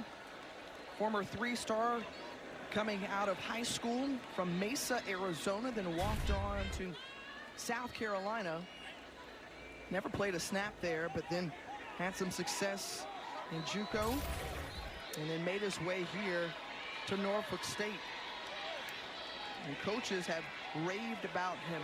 Dawson Odom said this is a special talent that we have here in Jalen Daniels. Now 2nd and 6. Ball on the Rattler, 11-yard line. And bad connection there between Daniels and Thomas. And that exchange was fortunate enough to be recovered as Daniels fell on top. You have to put that on the quarterback. Quarterback, running back exchange. Quarterback, if you're going to pull the ball, pull it. He decides to pull it late with a guy running full speed. Put that on the quarterback. Good job of at least recovering the ball. Okay, so now you're in the red zone, 3rd and 9, and what do you dial up here if you're the OC? You throw the ball, you want to try, you always have the threat of getting to the end zone. But if you can get this to, 4th and 1, then you can make a decision time, but you can't afford an interception or a sack. Daniels looking to his left, then goes to his right. Scrambles outside the pocket, avoids one tackler, still on his feet, and then brought down. Still well short field goal of the first down marker, and the field goal unit will trot onto the field. So an opportunity to tie this ball game up. Remember the last time the Spartans went forward in similar position, a bad snap, and led to a special teams miscue. This time a 29-yard attempt for Wilcox. This time, snap good, hold good, and field goal is good. Tie ball game at 17 apiece. Timeout. Well, Jalen Daniels, who's been tapped. Well, if you're just tuning in, folks, tie ball game between Florida A&M out of the SWAC and Norfolk State representing the MEAC. Back here in Atlanta, GA. Jay Walker, Tiffany Green, and what a day it's been, brother. You clean, of course. That what time of year, football season, we get clean and you look fantastic like always. Thank you, I appreciate that. Man, did you expect to see what we saw in Ireland? The number 10 team in all of FBS upset at the last second by Georgia Tech? I don't think that'll be the last we'll see, because with the transfer portal coming, the key in college football used to be get as old as you can, as quickly as you can. Well, now you bring in all these new pieces. If you've got a team that can stay together and gel together, you can pick off some of these teams that bring in all of these transfers. Well, Brent Key certainly has a lot to be excited about, along with the Yellow Jackets faithful as well. And just when you do a broad brush of college football and you look at the top 25, we talked about the expanded SEC, and of course Texas and Oklahoma joining the fold, a number of teams making debuts and new entrances into conferences. Jay, you know, as a college football fan and as a former player, where do you see the state of college football? The key thing is 12. they got 12 teams that are going to make it to the playoff. And, you know, I don't think you take out some of the argument on, you know, before Florida State was a team like last year, they were number 5 on the outside looking in. They could have been in there. Well, now they'll be in there with an opportunity to possibly host. And I think if there's 12 teams, you're not really who got left out at number 13 or 14 because you're not one of the best teams in the country. So I think the College Football Playoff Committee did a good job getting it right with the expansion. Q, what's your thoughts, my man? I think the first couple weeks of the season are going to be chaotic and unpredictable because of the massive player mobility and the way rosters have greatly changed. I mean, we're seeing it today with the Rattlers roster, and you see that across the entire landscape. Okay, you factor in also we got realignment, we got teams in new conferences, new matchups. There's a lot to digest. The 12-team playoff, realignment, and player mobility. It's going to create kind of a crazy September, I believe. Hey, Q, what'd you think about my Give Me 5? And I said, what about the coaches portal? I mean, this is going to be the first time in a while, like in the HBCU ranks, you don't have a Buddy Pugh. In the FBS ranks, you don't have a Nick Saban. I mean, these are dynamic figures, and coaches are moving all over the place. You know, it's a good point. It's a good point. And a staff's ability right now, like we're going to see, I'm heading out to Colorado to see Coach Prime on Thursday, and to see what he's done now and doing in year 2. How quickly programs can be built or go in the wrong direction. I think it's fascinating now with the portal and with NIL. And also, a name you could throw out there, Jim Harbaugh, no longer at Michigan. The reigning champs of last year. Ron Bourne leads the way as Daniel Richardson continuing to lead on the field for Florida A&M as the pass complete to Kobe Gross. And as there's an injured player on the field for the Spartans, opportunity for us to talk about, you know, some of the impact and effect that Coach Prime has had on college football as Ricky Harrelson, one of the veteran guys in that secondary, looked like he's cramping up. Well, Coach Prime, 3-0 in his first games, a bit of a skid in those last 9. What will he do with Shedeur at center, under center once more? Well, we'll get that answer next Thursday.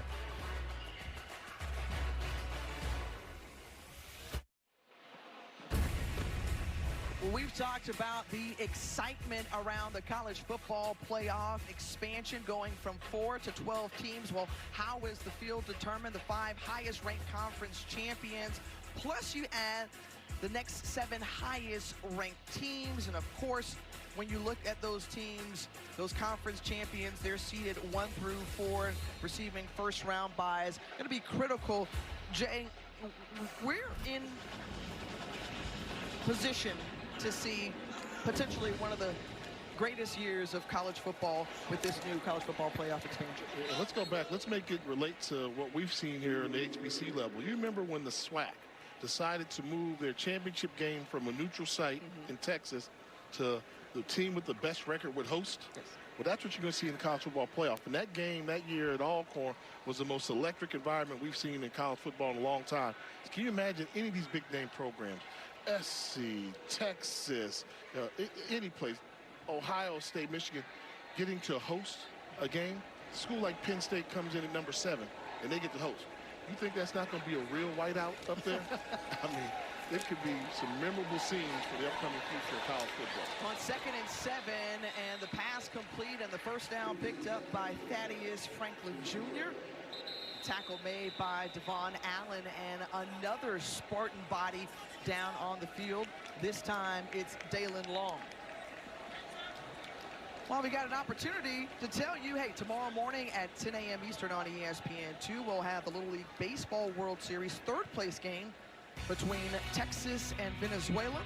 Then at 3 Eastern on, right here on ABC, it all comes down to this for the boys of summer. The championship game, folks. The kids from Chinese Taipei take on the team from Florida. Both games are available on the ESPN Plus, and in English and Spanish. You know, I always get a little jealous of that. Like, on my bucket list was to play in Williamsport. Yeah. Just to make it. I think if you ever picked up a baseball once and just, you dreamed it.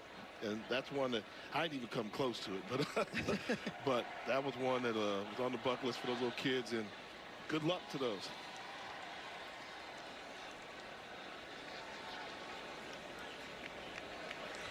Far away, but my team wasn't eligible to compete for that one. I was in the wrong league to even make it. Isn't that something about my mom and dad? But we'll let that go.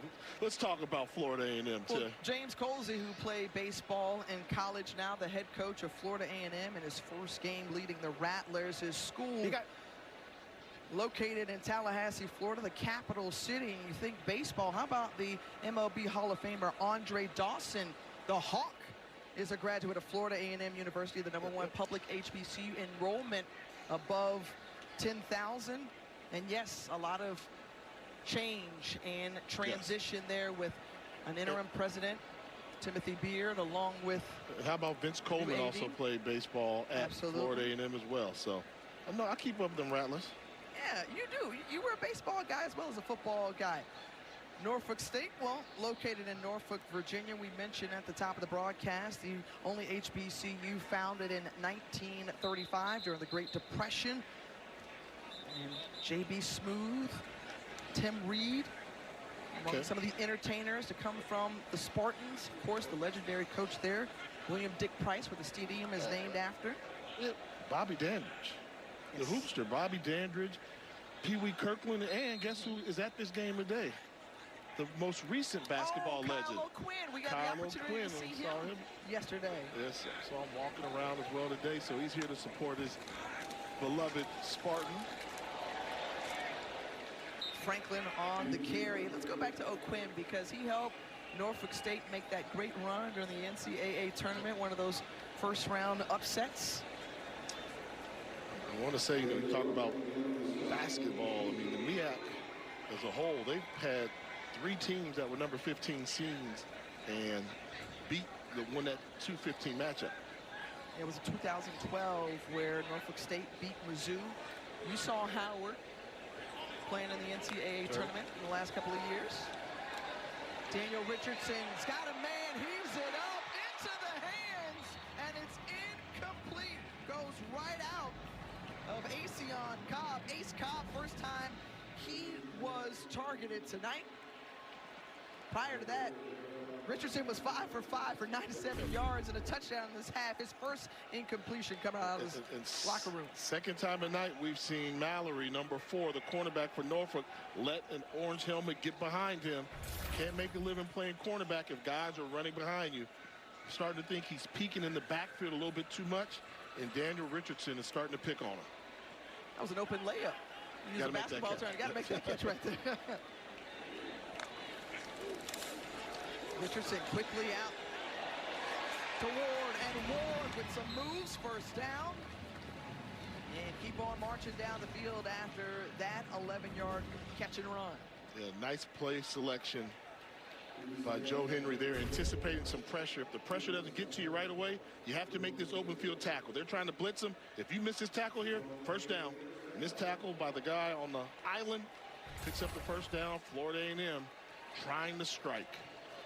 Well, let's give credit to offensive coordinator Joe Henry, who's starting to figure things out. He was the run game guy under Willie Simmons on the previous staff. He said conceptually we're going to be similar.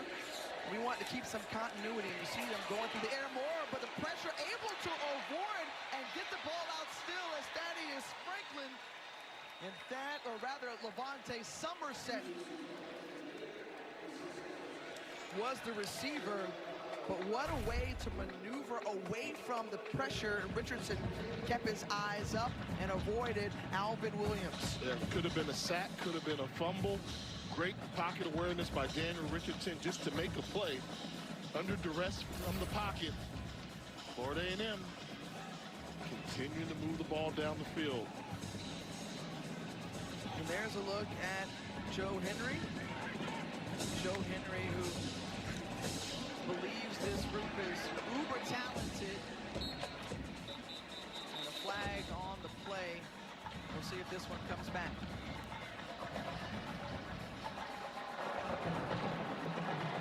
Offside. Defense. Number 21. 5-yard penalty. Remains first down.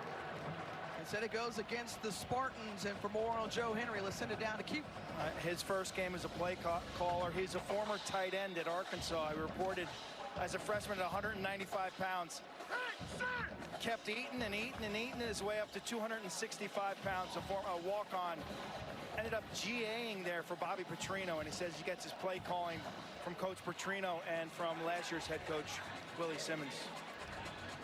Well, yeah, he had been with Willie Simmons between Florida A&M and Prairie View A&M, but when he was around with Kendall Browns, Bobby Petrino and company, as Richardson once more avoiding pressure, has a man in the back of the end zone, and Jamari Gassett has it. Florida A&M back on top. Touchdown, Rattlers.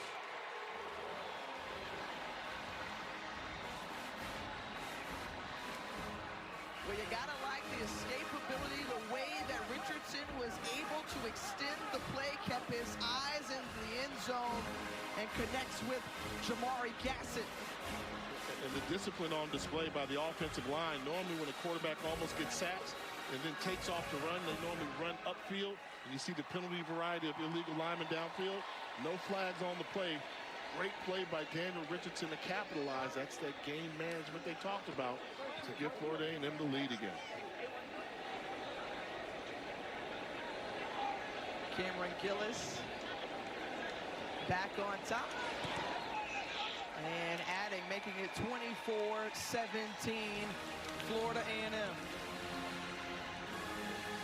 Making something out of nothing when it wasn't there. That's how you play the quarterback position. But take a look where the line of scrimmage is. It's about the 9-yard line. Look at the white jerseys. Do they stay right now? They're blocking. That's a wall. Oh, I don't know about there. There's a guy standing on that 3-yard line right in the middle there. They were thinking scramble. Well, thankfully, we have our rules expert, Bill Lamagnier, on the broadcast with us. And Bill, what did you see there? It appeared that we had an ineligible receiver downfield. Those are, you know, one of the tough things statistically is we're wrong on that call almost as many times as we miss it. So it's when the ball's released, but that man was downfield too far. Yeah, and that's something the key. Like one of the keys I saw, normally when a quarterback almost gets sacked and he takes off to run, it's a natural instinct for a lineman to get upfield. So I was giving them credit because they didn't do it. But when we see it again, they might have got away with one. Wouldn't you agree, Bill? I would. I'd agree. They got away with one. Jamari Gassett, 6 times they've targeted him. 6 receptions for the senior out of Tampa. He's at the century, and a couple of scores for the workhorse and that wide receiver core for the Rattlers. Now, I love the fact that Bill was there with us, because if I would have said that, they would have said I was picking on Florida A&M. You agree with me, partner? Yeah. They would have, but yeah, it's the rules. Sometimes you can't win, partner. Sometimes you set yourself up, and sometimes you really can't win. When you think about Daniel Richardson and that connection with Jamari Gassett, we'll talk more in just a second. But first, here's our Sunday night baseball matchup, the series finale of the 4-game set between the Astros and the Orioles. 7 Eastern on ESPN, ESPN Deportes, and ESPN Radio. ESPN2 will have a special StatCast edition. Our coverage begins at 6 Eastern with baseball tonight and Sunday night countdown. But going back to Daniel Richardson, the fact that he started the first half, he started slow, I think 1 of 4, and then caught fire and really has started to settle in as QB1, first time under the helm for the Rattlers. And up the middle on the run. Now you compare that with the debut of Jalen Daniels, who started 3 for 4 in the first half. But he's completed the last couple of throws for 60 yards. And now playing from a score behind, will they rely on the arm more of Daniels? They shouldn't. I mean, they asked him to manage the game in the first half. Let the line of scrimmage, who is the strength of this team, control the line of scrimmage and just number count. If Florida A&M brings an extra guy into the box, then maybe he can check you out. But I think they need to get back to running the football effectively like they did in the first half. Rolling, looking downfield, and he's brought down. Swarmed by the Rattler defense up front. Those are the two that they've been waiting for.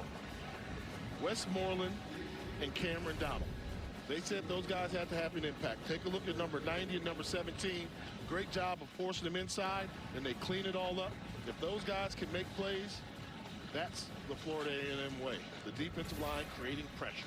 First sack of the night for the Rattlers. The QB comparison between the two. Richardson has got it done through the air. Jalen Daniels has relied heavily on the running game, which had great success in the first half, and the ball brought down again. A flag comes out as well. Eric Horn celebrating for the moment, but let's listen in to Derek Hatton to find out what happened on that play. It's a big penalty right here. I mean, Norfolk State really needs this to be against Florida A&M, and if Florida A&M would love for this to be against Norfolk State so they can continue to grab momentum of this game. Got to call it. Still deliberating. We get the call. Prior to the pass, holding, defense, number 3. First down. That penalty's declined. Personal foul, hands to the face. Defense, number 0. That penalty's accepted, 15 yards, automatic first down. Well, fortunate for the Spartans as 2 penalties against Florida A&M. And the Spartans take the greater one, a 15-yard penalty for hands to the face. And let's take another look at it here. Right there on the center. You see that battle between Ash and Wheatley. They've been going at it, and that's the hands to the face. That's the bigger penalty. The holding would have been an automatic first down as well. But one of the things we showed a graphic on, penalties a season ago for Florida A&M. They've got to do a better job of not hurting themselves. Play action down the field. Kendall Bowler is there running step for step with Cameron Thomas. Remember, he led the nation in PBUs last year with 14. And it's going to bring up 2nd and 10. Well, one of the things that Dawson Odoms talked to us about earlier this week was the fact that this is a good team who's on the verge of potentially being great. And certainly, this group had a great start to this ball game. They put up 14 unanswered points. And he said he reminded his team this week to not let the lights and the stage and the anxiety of this moment get to them. Instead, focus on what you've been working for leading up to this point.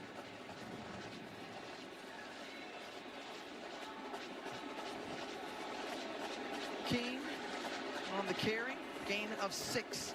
And we talked about Kendall Bowler as one of those guys, a preseason All-American for Florida A&M. You saw him on the coverage a couple of plays ago. Fast, physical, and according to our Jordan Reed, one of those top 10 prospects for HBCUs on potential NFL draft boards. He can play. He's a real deal. He has to make sure he doesn't get bored out there on the island. He's got tremendous speed, size, and experience. And what I'd say is if Kenny Gallup is the 5th best player NFL prospect, those got to be some real good players ahead of him, because we know Kenny Gallup is a baller and NFL scouts are there all day. But you're starting to see Florida A&M attack the pocket. 4-man rush, bringing 1 linebacker.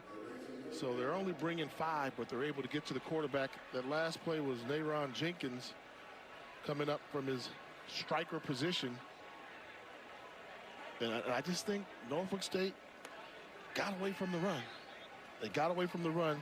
The way they were running the ball so well in the first half, Florida A&M should be tired on defense. But they've done a favor by passing the ball. Great special teams coverage there as Florida A&M will start this drive at the 20-yard line.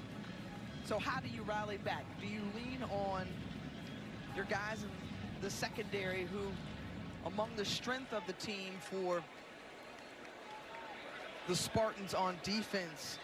Or do you say, hey, look, 2-time captain Sage Bucaret-Irvine, I need you to make some noise at your defensive end position. Keyshawn Lynch, we called his name earlier, did much of that.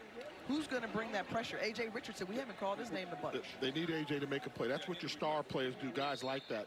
But more importantly, you go back to remember what Coach Odom said the key was going to be: stay together. They have to stay together. And right now, the defense needs to help out and make a stop, because this offense has slowed down a lot. And the defense just makes a stop, so Florida A&M cannot increase this lead. Pass complete, and final play of the third quarter to Jamari Gassett. And Florida A&M, who took the lead here in this third quarter, 24-17. Fourth quarter is coming up here from Atlanta.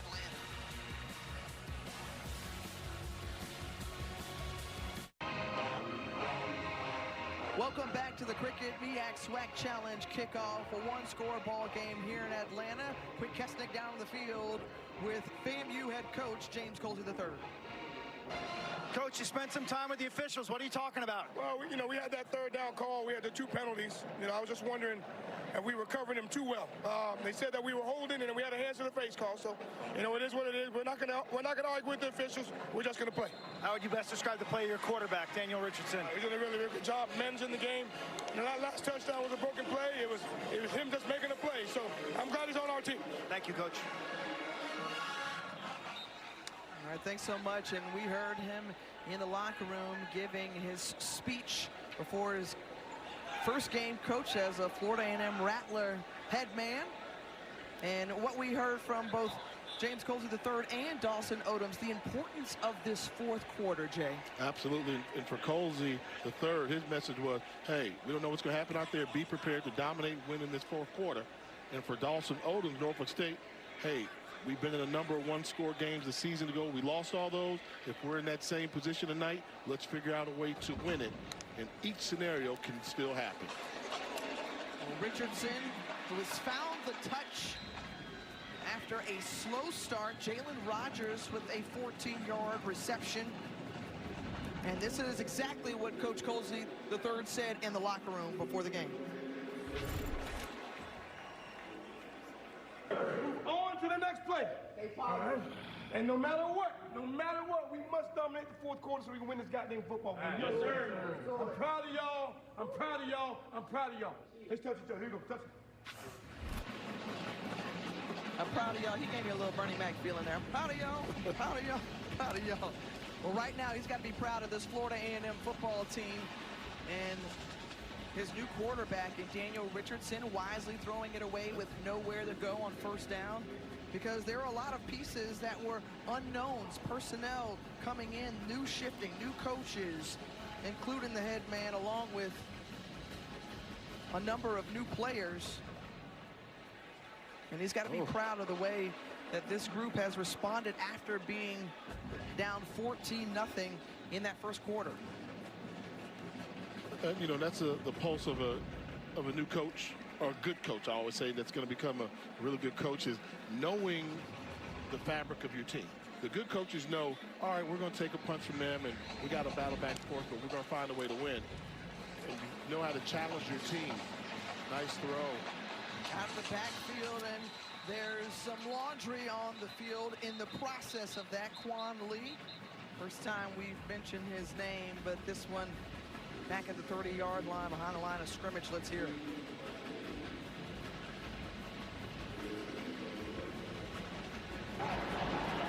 Holding, offense, number 62, 10-yard penalty, remains second down.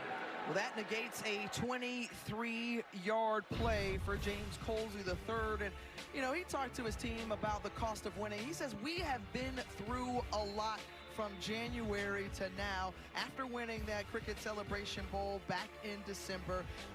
Then head coach Willie Simmons departs, and so does the offensive and defensive player of the year, and Jeremy Musa and Isaiah Major due to graduation. And then you add all those new pieces, a lot of transition for this Florida A&M football team. And you have to say, when you lost Willie Simmons, it's a great effort by Carter. One of those plug-and-play transfers, tight end, Carter Johnson, the tight end. But Willie Simmons was a play caller. He built this program. He was a local boy from around that area there, quarterback coach, brought all those things to the table. And everything FAMU during that era was Willie Simmons.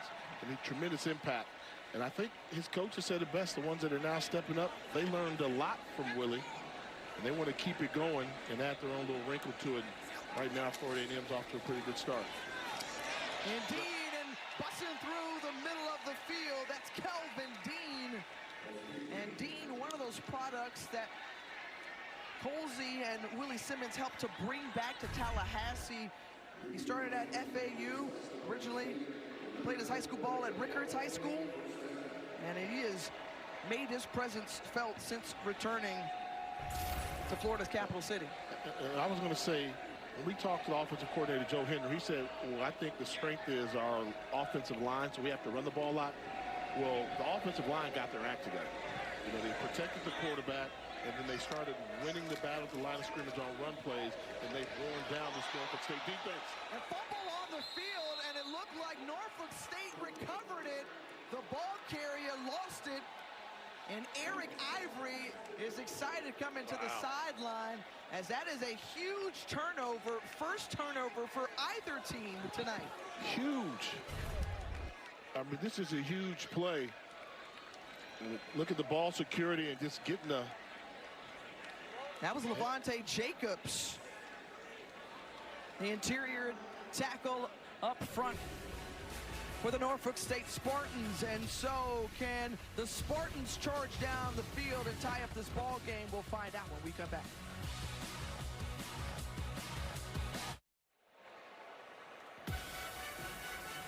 MEAC-SWAC Challenge in Atlanta, Georgia, fourth quarter. This Rattler defense that was struggling against the run in the first quarter, and James Colsey told me at halftime that they got out of the stunting business. They were shifting and stunting in that first quarter, and they were getting gashed on the ground. He said they've gone to a more base defensive front and just playing more vanilla, Jay, up front with their defensive line. And that's one thing that can really make a difference, particularly when you know a team wants to run the football. So the last thing you want to do is get caught into a stunt, and once they eliminate that, things happen. So kind of to prove the point there is, if I'm going for like a quarterback sack and the quarterback is right there, I can do whatever I want to get there. I can go around him this way, I can leave the camera. But if I'm running the ball, you don't want to be caught going this way, because if you go sideways, take a step, Tip, I just swim you by, and you're a long ways out compared to if you come at me, I at least got to give you some resistance and try to turn you. So when you stunt, you take the risk of trying to get a big play, but if they hit you, they can hit you for some big yards in the running game. Jay, I love that breakdown and analysis, and I'm glad to be used as a prop. You stunting like your daddy, huh? And how about this? And how about this? Since the first quarter, that's when Norfolk State got off to a great job running the ball when they were averaging almost 9-10 yards a carry. They're averaging 1.7 yards, 1.5 yards per rushing play since that adjustment's been made. Great job to the coaching staff for Florida A&M of making the adjustment and minimizing the run game from Norfolk State. High-level analysis from you, Jay Walker, and great work on the field, really, from Quint Kesnick of being able to be the eyes and ears and hearing what the coaches are doing and seeing what they're doing to make those adjustments. Norfolk State, there's the first charge timeout. There's a timeout here. Norfolk State spins their first. A big 3rd and 2 coming up when we come back.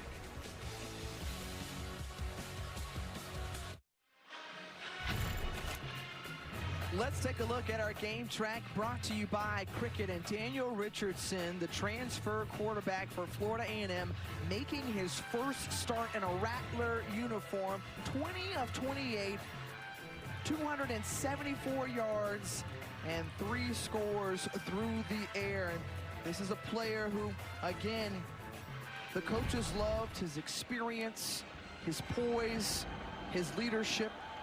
He came in having thrown better than 7,000 yards during his career and over 50 touchdowns between Central Michigan and FAU, and now he's watching on as a 3rd and 2 here. And Jalen Daniels picking up the 3rd down. You know, they started strong on 3rd down conversions, 3 of 3.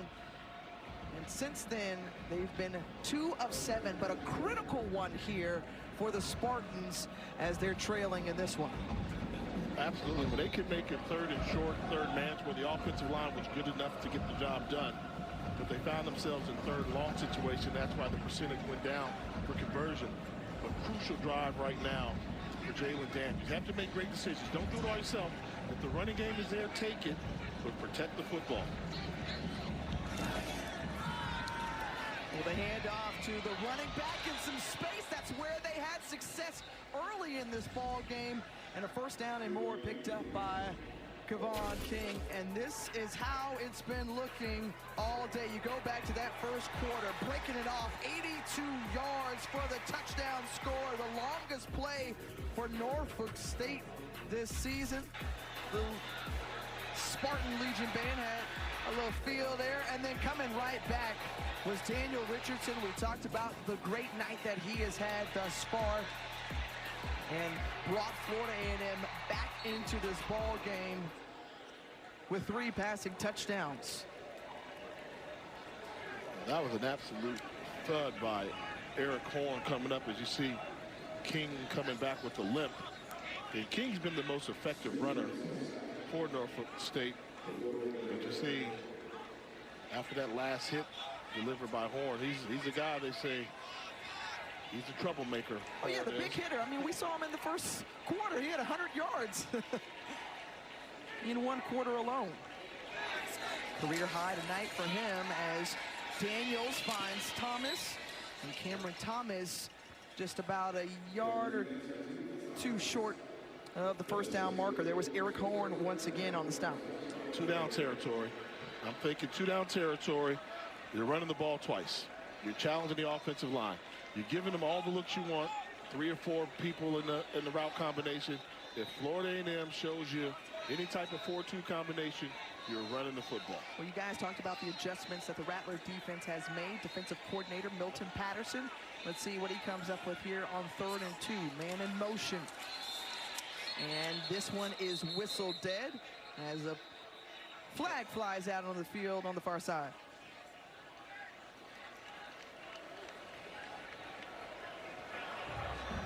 Ball start, offense, number 18, 5-yard penalty, remains 3rd down. Good time to tell you that the 56th U.S. Open begins Monday with 11.5 hours of coverage on ESPN, starting at noon Eastern with additional coverage on ESPN2 beginning at 7 Eastern. Every point is also available on ESPN+, and a costly penalty there for Norfolk State going backwards. So now instead of 3rd and 2, it sets up 3rd and 7 from the Florida A&M 44-yard line. And with it being 3rd down, I still think if you pick up, you can positive play. If you pick up 5 yards, 5 to 6 yards, and you're a little bit short, I think you go for it in this situation. No sacks, and you need a positive play. Daniels back, going for it all. One-on-one coverage on the outside. Wow, and the adjustment. What a play. We've seen that not once, but twice from Cameron Thomas. Hey, I accept your apology. If I'm Jalen Daniels, I accept your apology on the illegal procedure on the previous play. Great job of adjusting. Look at the ball skills. You get him matched up against Jamil Sanders, who's more of a safety than he is a cornerback. That penalty is and a good job in space by Thomas to make a big play when his team absolutely needed it. Well, that takes the ball all the way to the 3-yard line. And the Spartans within striking distance right here. I'm telling you, the way he is able to control his body and say, gotcha. He needs to be careful, though. That could have easily been called a taunt. Right. It could have been a great play brought back, taunting the guy that's on the ground. Cam Thomas tonight closing in on 100 yards receiving. Jalen Daniels, who's already picked up 1 on the ground. And let's go to our rules expert, Bill Lamagnier. Would you have called a penalty there or for a taunt? I would have been there to talk to that young man and have a conversation about how he's going to hurt his team if he does that again. That wasn't just a first down point. He was pointing it right at that defender. So he needs to be careful with that one. So it sounds like you would give him a warning shot a little bit, like if I catch you doing something again, okay, but real close, too close for the player to be doing that. I'd get the message to the coach too. On 2nd and goal, King got in one time, and guess what? He's in again. Devon King, 2nd rushing touchdown of the night. They call him Squirm. He squirmed his way through the tackles and into the end zone. Continuing his big night. He's been the runner with the best vision and the patience and the ability to finish off big runs as Norfolk State with an opportunity to tie this game. Oh, this is a good one, Tim. Indeed, Both it is. coaches wanted this. Like, Coach, don't tell me you want it if you really don't want it.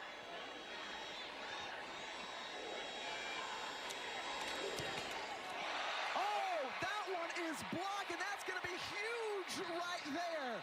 Instead of tying up the ball game, special teams coming through, getting a hand on it. Uh-oh, a lot of whistles. Are they? Uh-oh, I see Kendall Bowler. Oh, they're saying it's going to be offsides. Defense, number 3. That penalty force half the distance to the goal. Will retry. So, another life for Norfolk State. Florida A&M was trying to grab some momentum back. Let's look at it here again. Oh, no. I didn't see it that time. On the one earlier, we saw him get a flying start. He wasn't even the guy that tipped it. It was an interior defensive lineman that tipped it. That's a real tight call there. Bill, that was a close one. Timeout. Norfolk State. That's second charge timeout at half. This is a 30-second timeout. Bill, what did you see? From the angles I have here, I'm only getting the shot from behind, so I can't see whether or not he was in the zone or not early. Now, in that situation there, extra point, does it have to be clear cut that the defensive guy really took off? Because that was a late flag. So we're seeing here, I'm taking a look, and we can take a look. Bill, we got to commentate on it. What do you say, Bill? I want to see that from looking straight down the line. You might have somebody who's lined up at the top or on the wide sides that are in the zone at the snap. Okay. So there is a zone, so it's not necessarily illegal procedure like you're going early. He might have been lined up in the zone ahead of time. Yes, right. Yep. I think that's when we need that clarity of. But I'm going to tell you how big this is now. If I'm Dawson Otis, I'm going for 2. And I need a yard and a half. That's exactly what happened. Out of the timeout, going for 2. He was conservative early in this ball game, and now aggressive here to try to take the lead. Daniels shifting, and he's brought down. The big stop. Eric Horn in on the play again. Timeout. Medium. The dark cloud defense looming over the Spartans. That 2-point conversion unsuccessful. And the 25th ranked team in all of FCS holding tight to a 1-point lead. And a huge play from Eric Horn. Yes, sir.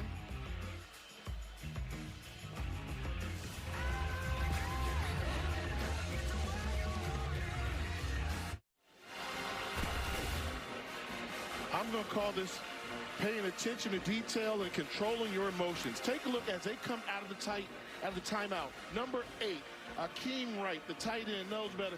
It's in a goal line situation in front of the student section. You should be focused, but no. He's firing up the crowd saying, come on, y'all, give me some noise. The crowd reacted to their player doing that. It became very unhearable. You see the quarterback trying to put his hands on his ears so he can hear the play. The offensive line couldn't hear it. The timing was completely off on that play, and Norfolk State finds themselves down by 1 instead of the opportunity. I thought they would have converted to be up by 1 in this game. Did you like the play call, though, there to be aggressive and try to take the lead as opposed to trying to tie it up? Yeah, yard and a half. You need a yard and a half, 2 yards right there, the way you've got momentum. And then let's not forget, they missed an extra point when they tried. Right. So they got a free penalty, and they got closer Absolutely. They just didn't pay attention to detail, and they let their emotions take over in that situation when you have to calm everything down. Well, the way that Florida A&M has responded ever since being down 14-0, they came back to score 17 unanswered points. They took the lead into the locker room, or rather right after coming out of the locker room, and now holding tight to this 1-point lead. James Colsey III hoping that the Rattlers can finish out in this 6 minutes and 21 seconds as a delay of game is going to be called against Florida A&M.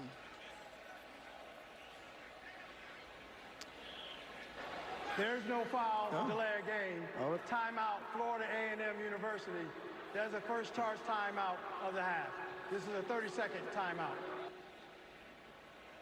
No correction there, so Florida A&M remaining with 2 timeouts. Well, one of the great things when you come to Atlanta, you have the opportunity to check out the sights and sounds and so much history here, but also when you think from a football sense, there's the Chick-fil-A College Football Hall of Fame in the same building that houses exhibits about the history of HBCU football, legends of the game, original memorabilia, and now is home to the Hall's new artificial intelligence experience. And Norfolk State head coach Dawson Odoms tried his hand at it, and obviously it fits very well. Did you like kind of that simulation there? I mean, certainly the throwback look for Dawson Odoms. If you're ever in the A, you gotta definitely check out that new attraction, which is so very cool, at the College Football Hall of Fame. And he said he loved the experience. They got a simulated game day atmosphere that you can get involved in there as well. Yeah, he said he loved being on the college game day desk with Kirk Herbstreit and Desmond Howard. He got to sit there in the middle and get an opportunity to feel like was to do, you know, something along the lines of our job. Our job a little bit, yes. Did a good job with it. I've been to that hall before, you know, and the wing they've got dedicated, you know, for the history of the black college experience and their impact on the game is to be commended as well. Here come the play coming up right now, Tiff. Now, this is how much you trust your quarterback. See, I like these situations when it evolves. It's third down. You can either run it or you can throw it, right? With 3rd and 3, roughly 3rd and 3, 3rd and 4 yards. What do? You need this first down. It's a big first down. You learn how much they trust Daniel Richardson in this moment. It all starts with the play call. All with the play call. Let's see what they're doing. Empty backfield means they trust Daniel Richardson. They've converted all 3rd downs in this one. Daniel Richardson has helped to deliver. And now, there he is. He's got his man as the pass is complete into Kobe Gross. So good enough to move the sticks. Tribute to Willie Simmons. That was a Willie Simmons play. Gave you a lot of eye candy, empty backfield. We're going to empty it out. No, we're not. We're going to bring the tight end down, bring the running back in. So you think about the run across, and then all of a sudden you forgot about that tight end running a 5-yard out. That is Joe Henry's tribute to Willie Simmons. Well, his stamp is all over this Rattler program, as James Colsey III was an assistant for the last 2 years, associate head coach in the following or the previous season. And Coach Willie Simmons said, hey, look, I knew this was a guy who could take over this program and continue to build on this blueprint that I've established. Dad Franklin up ahead for a couple of yards. I'm thinking it's time to start taking timeouts if I'm Norfolk State in this situation. Well, they only have 1 remaining in this half, so they have to use it wisely. Good point. And under the 4-minute mark here, and you talked about this a couple of drives ago, the way that this offensive line has asserted themselves and been able to control the line of scrimmage. They called themselves the Mob. And right now, the Mob has held it down. And he's looking for a little bit of running room, and that's Dad Franklin running behind the Mob, clearing the way. Mob deep Up front, you think about Ashton Grable and Cesar Reyes, TJ Lee, Charles Davis, Yannick Ungalade. Another look here. I mean, and you're this close to getting in a position. Make the tackle there, but the great balance of Franklin on display allows him to accelerate through, keep his balance, and get the big play. And talking about that, Franklin, they described him. You knew they liked him and they wanted to use him because they said he's heavy. He's a big back. He weighs, you know, over 200 pounds, but he's smooth, heavy and smooth. And they got away of putting those big running backs that weigh 220, 220 plus in the game. So they can cycle through a stable of running backs as Kelvin Dean gains 4 yards. They call him Woo, and we saw him turn heads and make everybody go woo. But that Franklin, I like what I've seen out of him as well. Absolutely, trying to mix it up. AC weighs 230 pounds. Norfolk State right now, you need to stop right now. Incomplete pass, don't worry about what I'm talking about, but if you stop them in this run right now, hold them to a yard or so, you call the timeout, because in college football this year, you've got the 2-minute warning, and that's like an extra timeout. So dial it up, try and cause some havoc on this play, and be prepared to call a timeout. 2-minute timeout right after this play, as again slipping through is Kelvin Dean, but a flag comes out as well.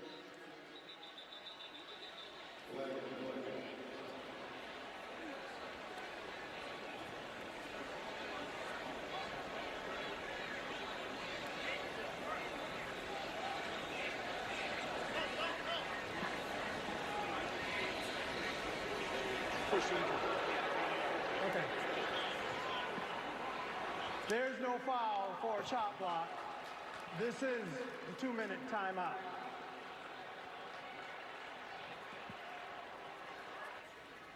So folks, you certainly don't want to go anywhere because we have no idea how this one is going to finish. Florida A&M with the ball at the 35-yard line of Norfolk State when we come back.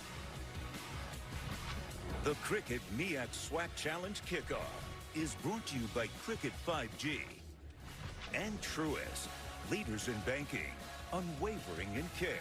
Truist Bank, member FDIC.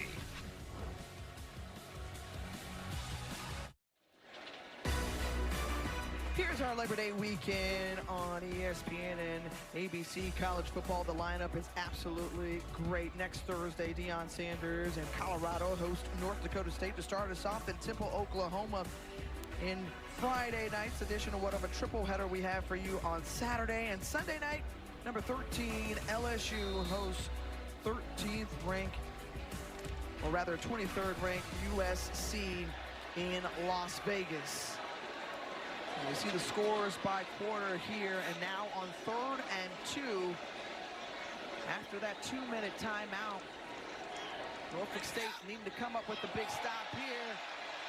And this is a free play as it's heaved up. Couple penalties. And another one's going to come out.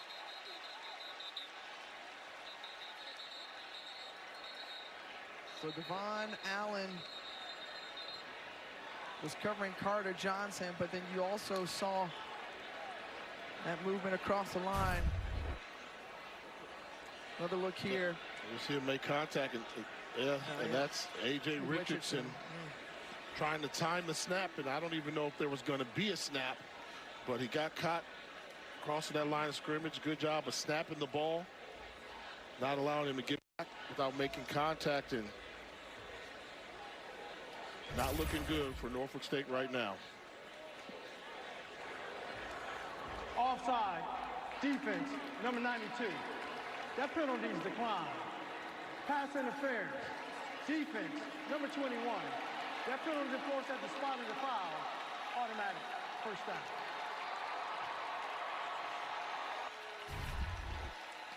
And, I mean, it's a smart throwing it up, and that's obviously holding or pass interference, however you want to call it there. And Florida A&M will take the one that gives them the better yardage down the field.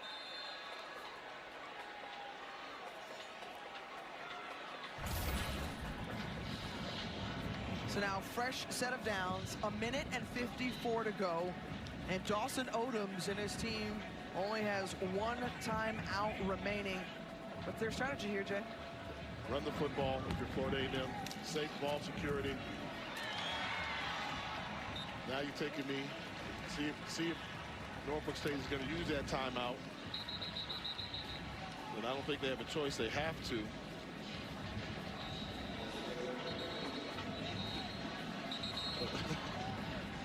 Yes. That's a great point, Q.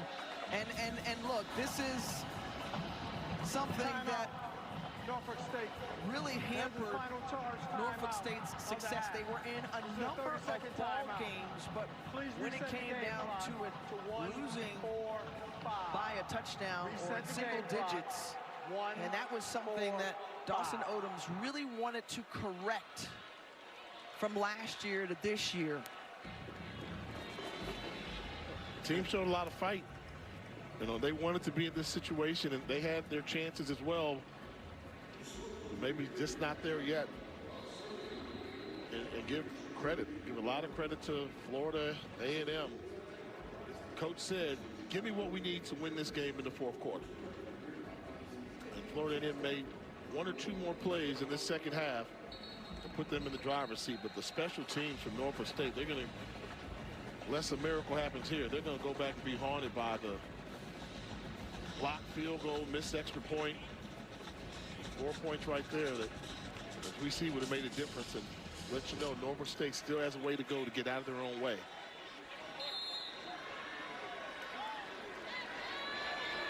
Out of the timeout, 1:45 remaining.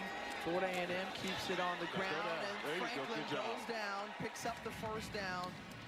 That's it. And once the ball is spotted, the clock will keep winding down. When you think about the new chief leading the way for Florida A&M and James Colsey III, and how he would manage a relatively new team in terms of, 30-plus transfers, had 55 guys returning from last year's team, but a lot of newness and unknowns for Florida A&M. What questions do they answer for you here tonight? Well, they believe in each other, and they're still the champs of HBCU football. They still have enough guys on that team that know what it's like to win and have the swag, and Daniel Richardson proved he can pick you apart from the pocket, protects the football very well, puts him in the right place to make a play. And on the other side, the frustration there for Dawson Odoms, who saw his team again put up a valiant effort. But Florida A&M found a way to come back after being down 14-0. When nobody else thought that Norfolk State had a chance, Dawson Odoms said, oh, there's going to be a game played in Florida. And they were almost an extra point away, 2-point conversion away from pulling off a huge upset. But this is going to be a fantastic season of HBCU football. You just have that feel. Well, he had several wins while coaching in Canada, and then after winning a national championship with Florida A&M as an associate head coach, James Colsey III collects his first ever as the head coach of Florida A&M, as the Rattlers continuing to feel like Atlanta is home to them. They showed it tonight. And as James Colsey III soaks in this moment, and right here, and you're just gonna feel all of that, but that showering never felt so good. Quite a relief, and the way that his team was able to dominate, the adjustments that were made for that dark cloud defense. You mentioned, Jay, just the poise and the capability of Daniel Richardson after beating out. And Daniel Richardson got the QB1 starting job, showed us why he is, as he's standing by with a quick question. Thank you, Tiffany. Congratulations, Daniel. You're down 14-0 in your first start as a Rattler. What was going through your mind? I was just staying calm, staying poised. I done been here before. I've been down in many games. Just giving all praise and glory to my Most High. That's it. When did you feel like you kind of found your rhythm? Probably, I would say halftime, around halftime. I mean, I just told the guys, man, we got to calm down. We're going to score that first drive, and that's what we did. I told Gassett, hey, you run that stutter and go, I got you. He said, all right, bet, and that's what we did. How do you describe your relationship with Gassett? Oh, we have a good relationship. I mean, I got a good relationship with all the guys. I mean, I thought the offensive line played well tonight. No sacks, that's always a plus. And at the end of the day, we got to stick to our fundamentals and keep it rolling. Got a new quarterback, got a new coach, but you got the same story, it feels like, for FAMU. Yo, man, I'm just excited for the opportunity. At the end of the day, next week we got a big one, and that's the next one. Moving on. Yes, sir. Congratulations. Thank you.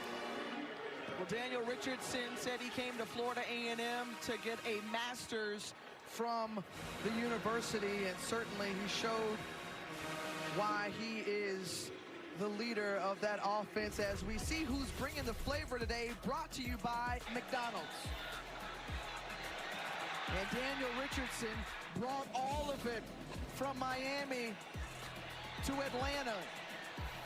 22 of 30, 286 yards in the air and 3 passing touchdowns, and certainly he had a wonderful connection with Jamari Gassett. And the numbers are one thing, but what the coach said, when they needed to make a play, he made a play. That touchdown, when he had to improvise on it all, when it was a broke down play and he made it result in a touchdown, that was probably the most crucial play in this game.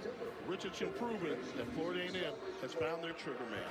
A new era has begun at Florida A&M, and James Colsey III is writing a new chapter in Rattler football history. What a night it was here from the Cricket MEAC-SWAC Challenge. For Quick Kesnick, Jay Walker, our terrific crew, we say thank you. I'm Tiffany Green. Ladies and gentlemen, we out.